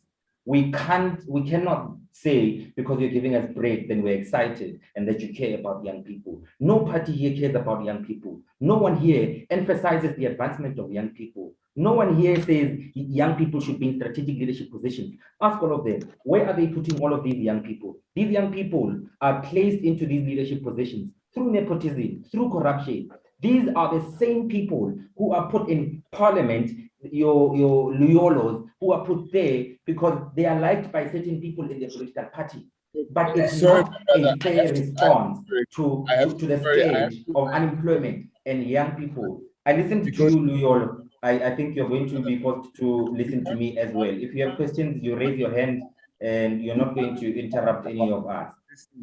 You can't make a comment and expect that comment to go unanswered, because you've now spoken about me personally, and I have you'll get a chance to speak. You'll get a chance to speak. I'm going to give you time to speak. I've not give you time to speak. You're going to listen to us now. You're going to listen to us. You're going to raise your hand. Your inequality is not going to work here, my friend. It's not going to work here. You're going to be given a fair chance. You're going to be given a fair chance. Leave people to speak. Take back my mic. Thank you, everybody. Thank you, Mr. Kole. You'll still continue with your response, Mr. Luyolo. I see you feel attacked, but you'll be afforded the opportunity to respond. Just raise your hand. I'll come back to you and you'll respond. Mr. My hand has been up for quite some time. Can you look at it? You are recognized, Mr. Pembani. I don't know if Mr. Tapedi was done. No, I'm not done.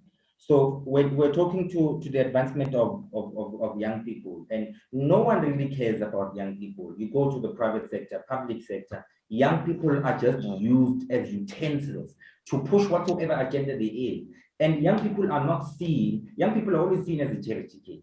Young people in every development, even the NYDA does not prioritize young people. So we are in danger. We are in serious danger because we have a government that does not care about young people. We have a private sector that does not care about young people. We have political parties that don't care about the advancement of young people. Thank you, Mr. Tapedi. Thank you. Mr. Bembani, as the ruling party, you have received a lot of shots. However, there was a burning issue. It seemed like a personal attack to Mr. Luyolo. So I'm just gonna give him less than a minute to respond to Mr. Tapedi. Then you can proceed after. And I want to say, like, I definitely respect all your inputs, and I respect your party, Young People's Party. I think it's exciting. I think it's great that we have people like you in the political scene. But I think it's very untoward for you to be able to launch a personal attack on me when you don't actually know what my journey has been to be where I'm at. And I think at times, as a young person yourself, I think it's great to actually afford other young people the space to be respected and to understand that where we serve, whether it be in parliament or council or legislatures, we are serving for the benefit of young people in particular. And we are not there just on a matter of being utensils, as you've said, but we are there because we actually care about this country. And I think for you to paint us on the same brush to say we don't care about young people is unfortunate and unfair, particularly for myself, who's traveled a really long route to get to where I am to represent my constituency and the people of Eastern Cape, of which I'm coming from. I don't think it's a fair comment to personalize your input in the way that you have.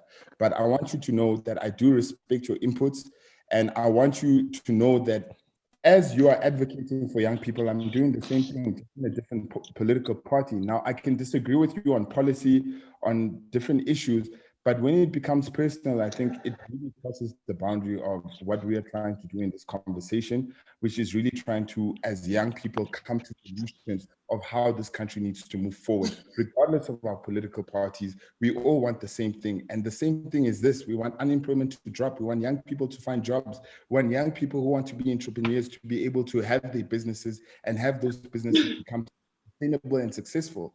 But to attack each other is not going to do any justice to this conversation.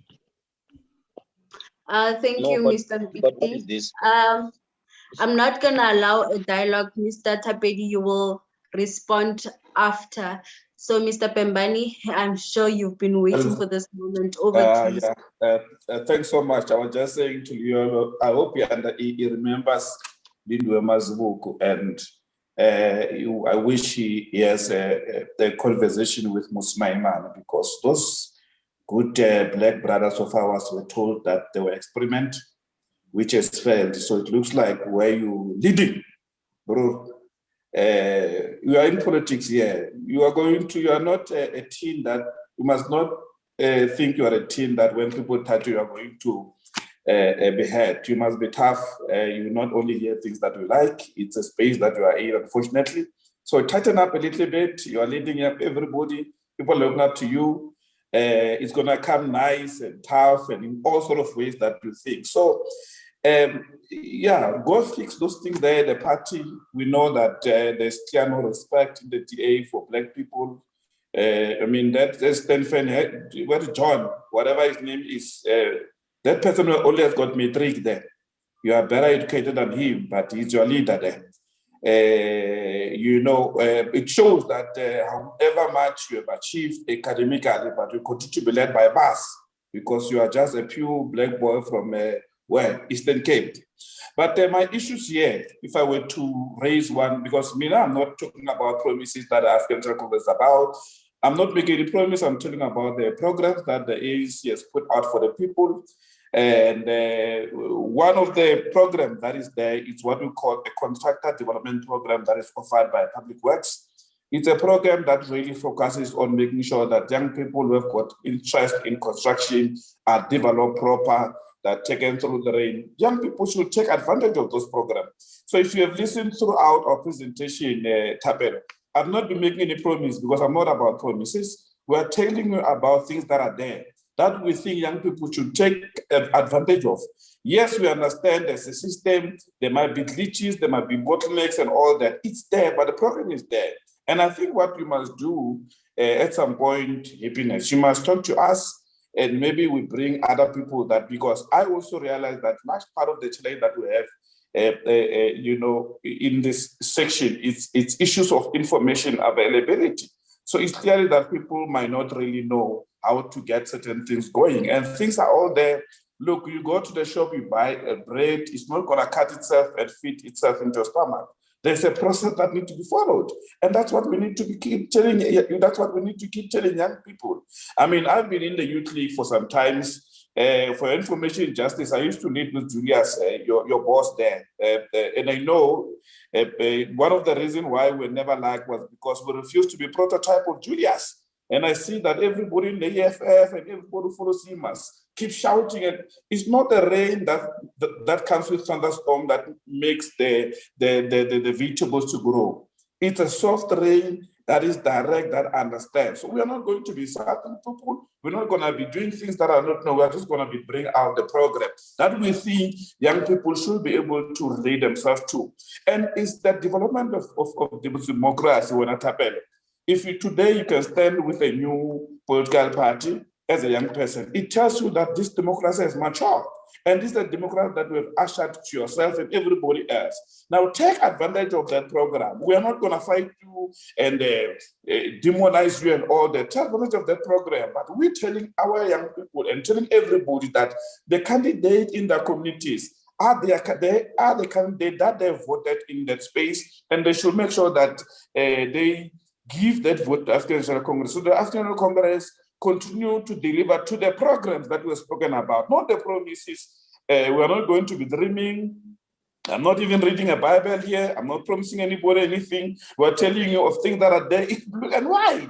So we're not some party that is dreaming that if we're in power, if we're in power for what? Because you don't even know how to lead a Mia's Plaza shop. You don't even understand the nitty-gritties of how government work. We're talking about things that we've done for this whole time, and we know the challenges. We know what needs to be fixed. And part of the turnaround was to say to our people, maybe we need better representative at the local government, more especially at the ward level. And therefore, as communities, come in, choose the people whom you want to represent you. And we're saying education is one key yardstick that we're going to use to make sure that wherever we're going to appoint mayors and whoever we appoint, they should have a level of education, because we cannot be led by people who are not educated. That's what the African National Congress is saying. Now, you're all welcome, whereas Justice and Tablet, to cope what the ANC does.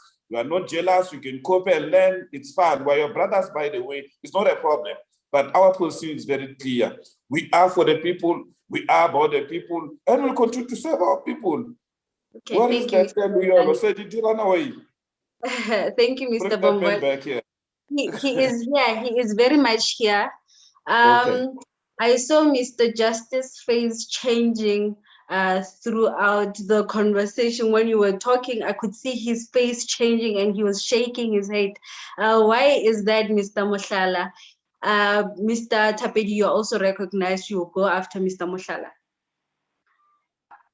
No, thank you very much. I think the Commander-in-Chief, Stacy Comrade Julius Malema, is the role model of this comrade, because he's there in every statement. And you're inspired, my brother. There's nothing I can do about that. You're inspired. You have acquired a lot. You have learned a lot from your colleague by then, and there's nothing I can do about that. So look at my lead.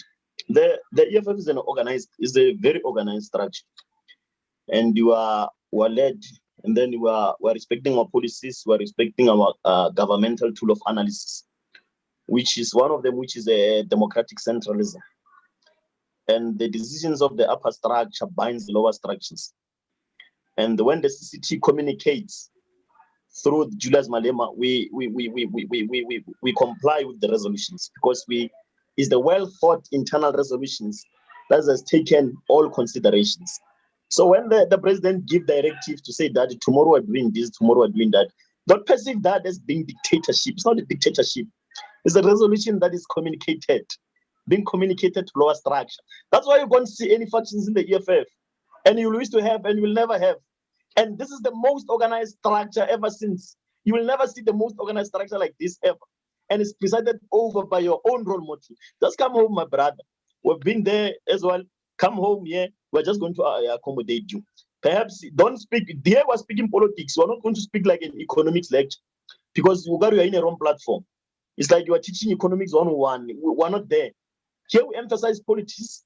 We give people that we've got political will to implement because the EFF manifesto, let me tell you, for local elections, we're conducting community meetings. In the community meetings, we get grievances and we get what are the problems of the people. And then that manifesto was 572 pages. That's why we don't see any questions. We have a very simple, clear English that the people can understand. That's why all these questions that are directed to you, you know what? You're not doing it right.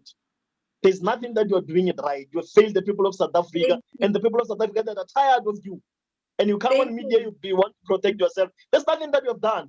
The youth unemployment in South Africa is increasing, and you are a contributing factor on it. It's a fact. All right. Thank you, Mr. Moshala. I saw Mr. Luyolo's comment. He's saying it is dictatorship. Well, he'll respond to that one. He'll say it himself because he just wrote it in a text. But before he can comment, I'll let Mr. Thapedi respond or speak because he's been raising his hand. Over to you, Mr. Thapedi. Thank you, Mr. Look, we're not here to play. We're not here to discuss things that don't exist. And that's why I keep on emphasizing on the fact that I think we are very oblivious of the reality of young people. When young people need jobs, you are talking about programs that are going to develop young people. But when are we talking about employment for those young people? When are we talking about funding for those entrepreneurs? When are we talking about young people who are inexperienced? When are they going to be given an opportunity? When are young people going to be afforded the responsibility of being in strategic leadership positions?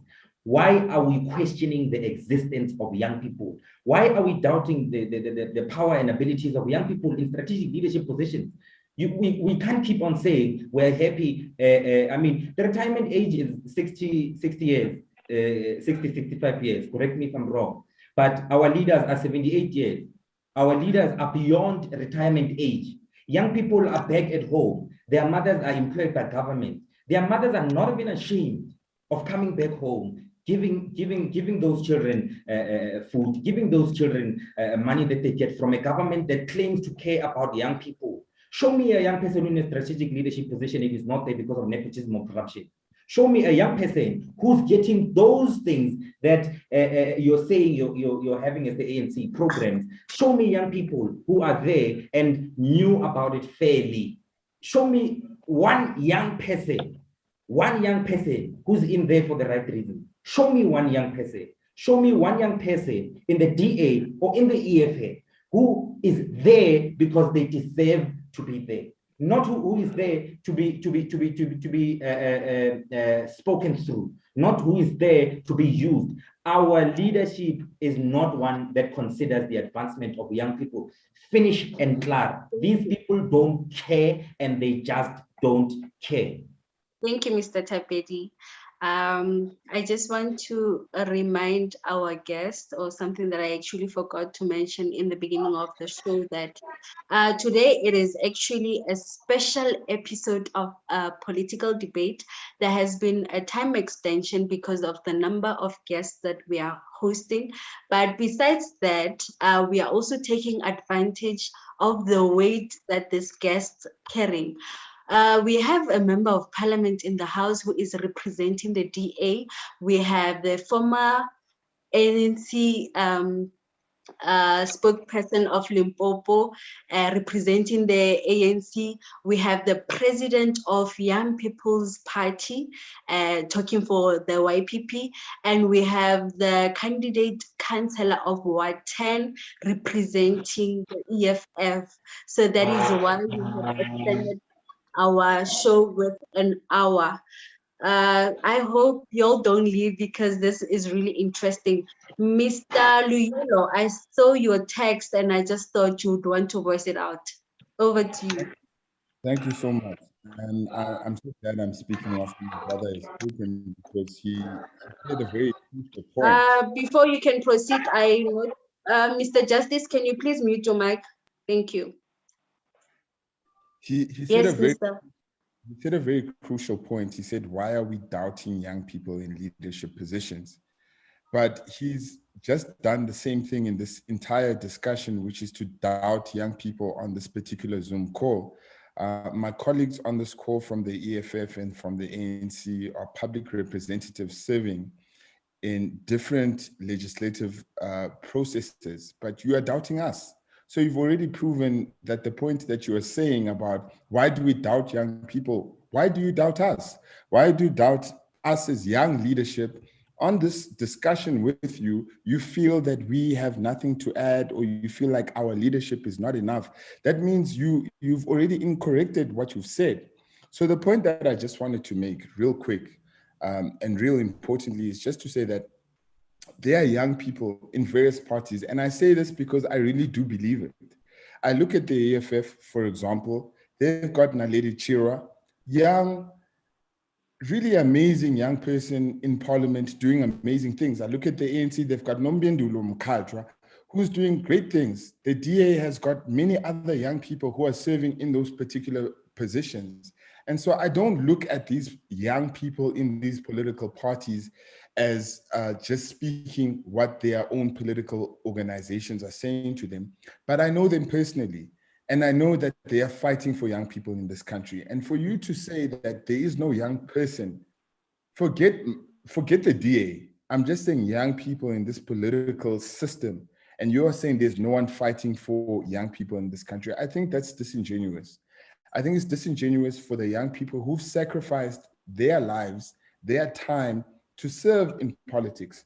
Because many of us could have been doing other things. Many of us are qualified in different things, but we've chosen to be here and to earn what we earn, which is far less. For me personally, what I'm earning now is far less than what I was earning before, but I chose to be in this role, earning far less than what I was earning before, because I care about South Africa. I care about young people in this country.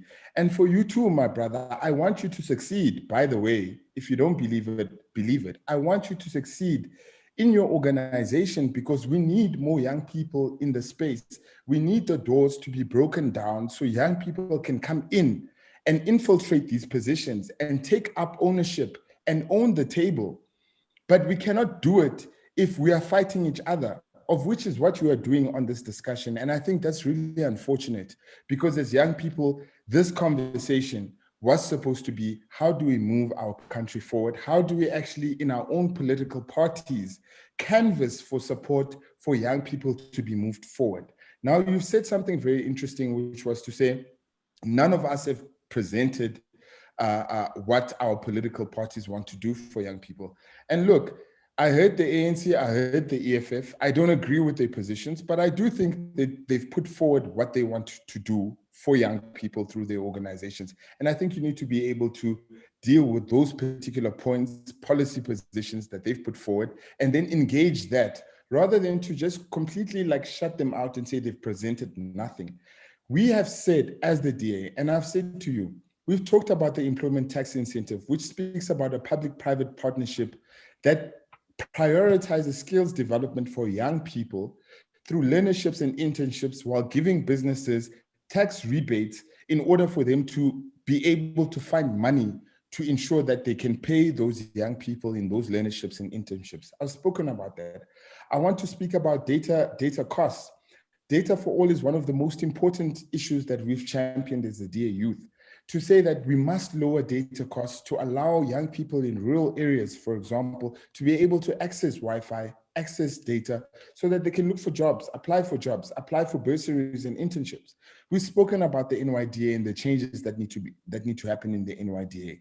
not only for young people, but for people with disabilities, for women. We've spoken about gender-based violence that the ANC has very much failed to be able to deal with in this country. But we've also said that we need stakeholders, we need NGOs to be at the forefront, but they need to be funded, and that funding needs to come from government. So just dispel the conversations that have been said tonight and not engage the policy positions that have been presented, and rather speak broadly on issues because that's what you've heard from the media. Engage what we are saying, my brother. Engage the content. Say to me why the employment tax incentive is going to fail for young people. Then we discuss that, rather than saying that we've not presented anything, because the employment tax incentive, as I've said to you. Mr. Liolo. Thank you, Mr. Liolo. I'll just interject right there. Please engage. Sorry to cut you off, but we are running out of time, and I'm gonna award you the opportunity to touch on a bit on your manifesto in your closing statement. So right now, before I can give everybody the chance to give their closing statement, I recognize my co-host. She's been raising her hand. Takatso, what's up? I just wanted to say that I actually agree with Mr. Tabedi. The government has this thing, they award Takatso a bursary, and then they come back and say, we've given young people bursaries. But when you actually look at the stat, it's just Takatso only who got the bursary. They'll tell you about Naledi Chirwa. Who else is there? We can have Naledi Chirwa at the Parliament Ali one and say young people are in the government. No, it's just that one person. So I feel like in a way they I don't know if gaslighting is the right word. I don't know if it's condescending that young people are just, I can say they don't want to give us the chance. It's just the same thing as employment. When you apply for a job, and young people do apply for jobs, we know this. We share posts every day. They are trying. Even when we apply, is that thing now? No, we can't hire you when you're just a graduate. You don't have a thing, you don't have experience. And then they hire one graduate and they say, no, we're actually hiring graduates. So young people really do need to be in parliament. We need at least 100,000 young people in government and 2 old people just for guidance. We need, just like in the royal family, we need advisors, not actual people who sit and decide for young people. That is what we need as this country. And I'm going to say this again as my closing. May all the young people from EFF, from ANC, from GA, form your own young people thingy and stop being under these big parties, because nothing is happening there. Thank you. Thank you, Takatso. Thank you for that one. I'm just going to allow my guests to throw in the closing statements. So each of them has about a maximum of 4 minutes. When I say a maximum of 4 minutes, I am going to time you. The second you say something, you speak, then your 4 minutes is going to start. So Khole Thapedi, you're going to start since you've been raising your hand. Then Utlola Talaki, Mr. Moshala, then Mr. Nyigo, then last one is Mr. Liolo. Thank you. Okay, thank you for having the opportunity. Look, what Liolo has said is wayward. It's way away from exactly what I was talking about. And I think he was selective also in answering questions or responding to what I would have said. I think I made it clear that young people are not a charity case. And I made it clear that the DA and the ANC have been doing that. You come up with projects, you expect us to be happy for you, you expect us to clap hands for you, but when you look deep into it, it's only cadres, it's only young people who have a relationship with the president of party. It's only young people who have a strong relationship with people who have connections. So that's the biggest problem that we're having. And we're oblivious to the reality that young people are out there, back at home, applying each and every day, but they don't even get communication from the government. They don't get communication on those projects from government. The only things we know of is we only know of these things when we experience gaslighting. We only know of these things when the ANC comes and says, but we started this, and that, and young people are not showing themselves. We're going back to being oblivious to the reality of young people. As I stand here, I'm 100% not employed. I don't have an income that I get. All of these people get an income from their political party, and what they speak to is not the dire unemployment. It's not serious to them. They don't take unemployment serious. Why? Because they are not unemployed. And it goes back to the same example I gave about menopause and sanitary towels. These people just don't care because they are not going through the experiences that people are going through. We are only leaders, but what are those people behind us going through? The pains and the tribulations that they go through are tantamount to the worst of experiences. Young people are having it hard. Young people are having it hard each and every day. And all we can say is young people should come forward. All we can say is we have opportunities for young people. I asked a question, and maybe Liolo, my brother Liolo didn't hear that question. I asked, show me one person who's in a strategic leadership position.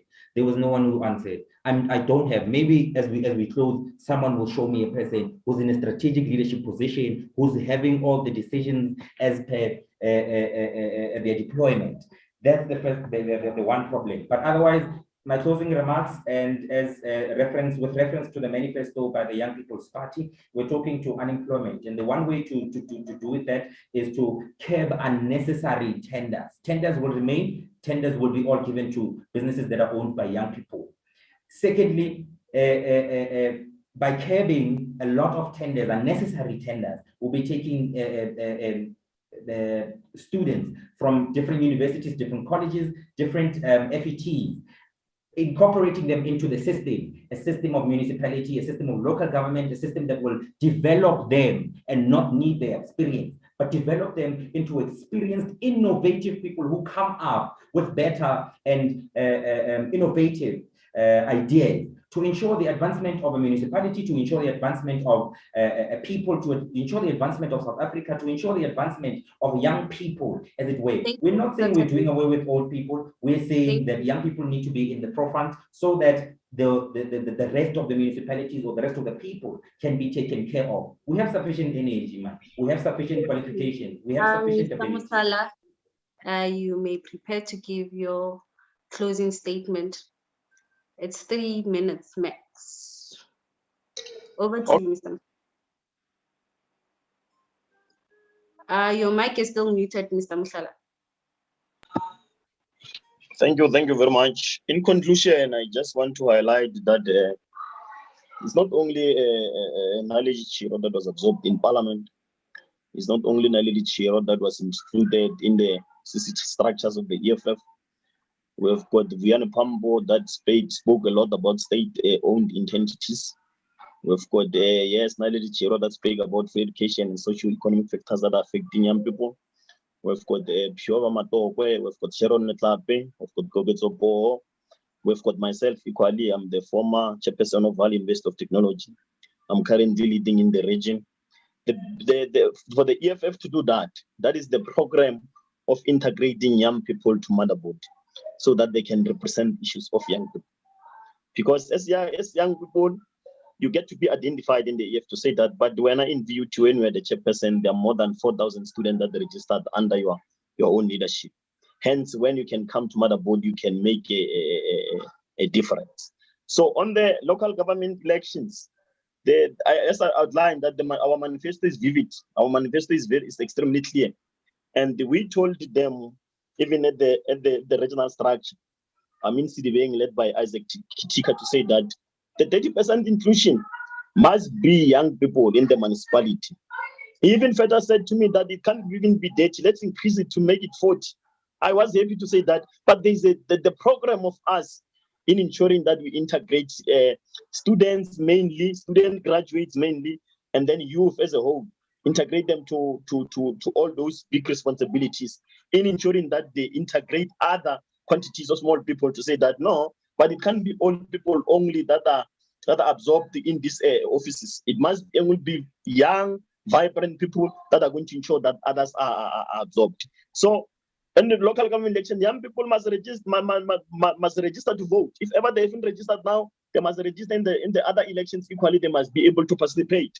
And giving up on voting is just suicidal, because you are just continuing to say that the ANC must be in power, and then they are failing. So now, as young people must vote differently. You can say that if you are tired of the African National Congress, you vote for an alternative party up until the party that you voted for got to be in power and then represent your own desires and aspirations. And I still say the EFF is the only hope. Thank you very much. Thank you, Mr. Musala, and thank you for keeping to your time. Mr. Nyego, you're starting now at 21:30. You have 3 minutes max. Thanks so very much, Happiness, and of course, my colleagues here. It was a very fruitful, lovely engagement. It was very good. We really enjoyed. Building communities through strong local government. That's our slogan. We're giving you candidates, most of whom are young people. In fact, we've got a saying as young people who call it Musapalo. Many young people must occupy a strategic center of leadership, particularly in local government.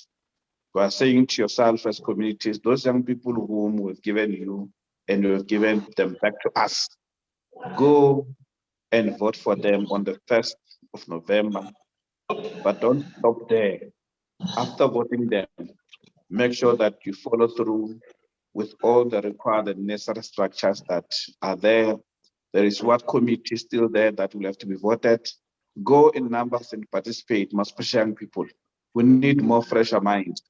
We need more people with energy to be able to run and address issues that affect people in the communities, whether it's water, whether it's refuse correction, whether it's sewage village, and all those kind of challenges. So it's your responsibility, but also make sure that you do not miss your IDPs budget meetings when they're presented in the communities. That will give you an opportunity to understand what your government is doing to you and how it's doing it. But also, when your councillor, the councillor of the National Congress which you have voted for, come back to what we call community report back meeting, make sure you attend, because you are the main stakeholder of local government election, of local government municipalities. So you've got a right to hold them into account. You must hold them accountable. You must hold them accountable for their work. They must report to you every month. They should be able to tell you of the things they have done and the challenges, and you help them to find other solutions. But lastly, we are saying young people should occupy strategic areas in boards, committees. It's time for young people to begin to rise. We need to go just little over complaining and begin to confront challenges that are there. Let's go into boards. We need to chair those boards. Most of them, I agree, are chaired by old people. Let's push all these old people out. How do we push them? We apply. You don't see it and wish that it happens. You apply. Familiarize yourself with the right and the relevant knowledge, which will make you a better person and a competitive person in the society. And that will make you to be able to stand out and shine. Where you've got challenges, you need information, always ask. One way to begin to acquire the necessary wisdom is to always ask questions and ask the right question. So make sure you ask the right question. Where you don't understand, even as the radio, call us, call other people. If you need to connect people, let us know. They who can present the relevant knowledge that can empower our young people, so that tomorrow we have young people who are going to stand up and even lead this country. It is our time as young people. Let's not let this opportunity pass. Let's go and turn the tide. And by turning the tide, let us go and give more power to the African National Congress. This one, Roma Figizolo, who come in and behave like a Scotan here, forget about them. There's got nothing to offer. You can see even how they look, that this one don't relate to. Thank you, Mr. Nyego. And not people that you can relate to. Thank you. Thank you. Over to you, Mr. Luyolo. You can give your closing statement. Your time starts now. Thank you very much. I think the first thing I want to say is to appreciate the both of you. and everybody behind the scenes that has really put this discussion together. Thank you guys. As young people, I think it's very important to always be engaged in these issues. So I really appreciate the time that we've had, and also the opportunity to be able to speak about these issues. Just in closing, I just want to thank my fellow panelists and thank them for their various inputs and comments. I think, it's always a learning period when we have these discussions, because we must learn from each other as young people. We don't have the answers. We don't know it all. And so it's very important for us to learn from each other. But just in closing, in terms of the Democratic Alliance, I would really like to encourage everybody who has followed the conversation to really vote for the DA. And I say this simply on the basis that we are concerned with basic service delivery. We are concerned with making sure that communities have what they need. We are concerned with whether you have electricity or not. We are concerned with whether you have water or not. We are concerned with whether your street lights are working so that you can walk home safe. We're concerned whether your grass is cut so that you can be safe in your community. And so these concerns, we really want to take them forward. And we hope on the 1st of November, you will give a party that has been tried and tested and has proven itself through the various ways in which we have, whether it's been in the different local governments that we govern. Give us a chance. Yes, we have our problems, we have our issues, but one thing that we do know is government. And one thing that we do know is that passion doesn't lead to great governance, is that loudness and being, right doesn't lead to government, but what it leads to is having right people in the right positions. We've proven this with young people that we have. We have Bongani Baloyi in Midvaal, youngest mayor in South Africa, who's leading that municipality and is about to retire. We've got Chris Papas in KZN Ngeni, where he's the youngest at 26 years old, is a mayoral candidate. Tyron Gray in the West Rand, who's 27 years old, is the mayoral candidate. We've got young people across the country who are standing up and raising their hands to lead in local government elections. And so I just want to thank everybody for this opportunity. Please vote. You don't have to vote for the DA, but please vote and exercise your democracy. And you have the power to choose who you appoint to lead you and who you fire to not lead you. Thank you. Thank you, Mr. Liolo. Before I give my co-host the opportunity to also give her closing statement, I just want to find out if you guys are reachable on social media pages. If you are, in the order you gave your closing statements, you can tell us where to find you. Mr. Khole, you can go through. Okay, thank you. So people can get the Young People's Party on all social media platforms. It's Young People's Party ZA. And then for me, it's Khole Thapedi on all social media platforms. Facebook, it's Khole Lepadima Thapedi. Yes. So yeah, we're accessible all over social media platforms. Thank you. Mr. Musala. Thank you very much. On Facebook, Justice Mafatle Mushala. On the Instagram, Mushala Justice. I locally forward them on WhatsApp. That's why I'm often restricted. Thank you very much. Thank you, Mr. Musala. Mr. Pembani. Thank you so very much. Let's start with the ANC. My ANC is there on Facebook and on Twitter. ANC Lipombo is there. Can always access all the programs that the movement is busy with, but also Nico Bemba, and I'm there on Facebook. Thank you. Thank you, Mr. Liolo. Thank you very much. On Twitter, we are on at DA Youth. You can also follow us on Facebook, which is DA Youth, Democratic Alliance Youth on Facebook. You can follow me as well on Twitter at LuiOlomPT. I'm also on Facebook at LuiOlomPT MP.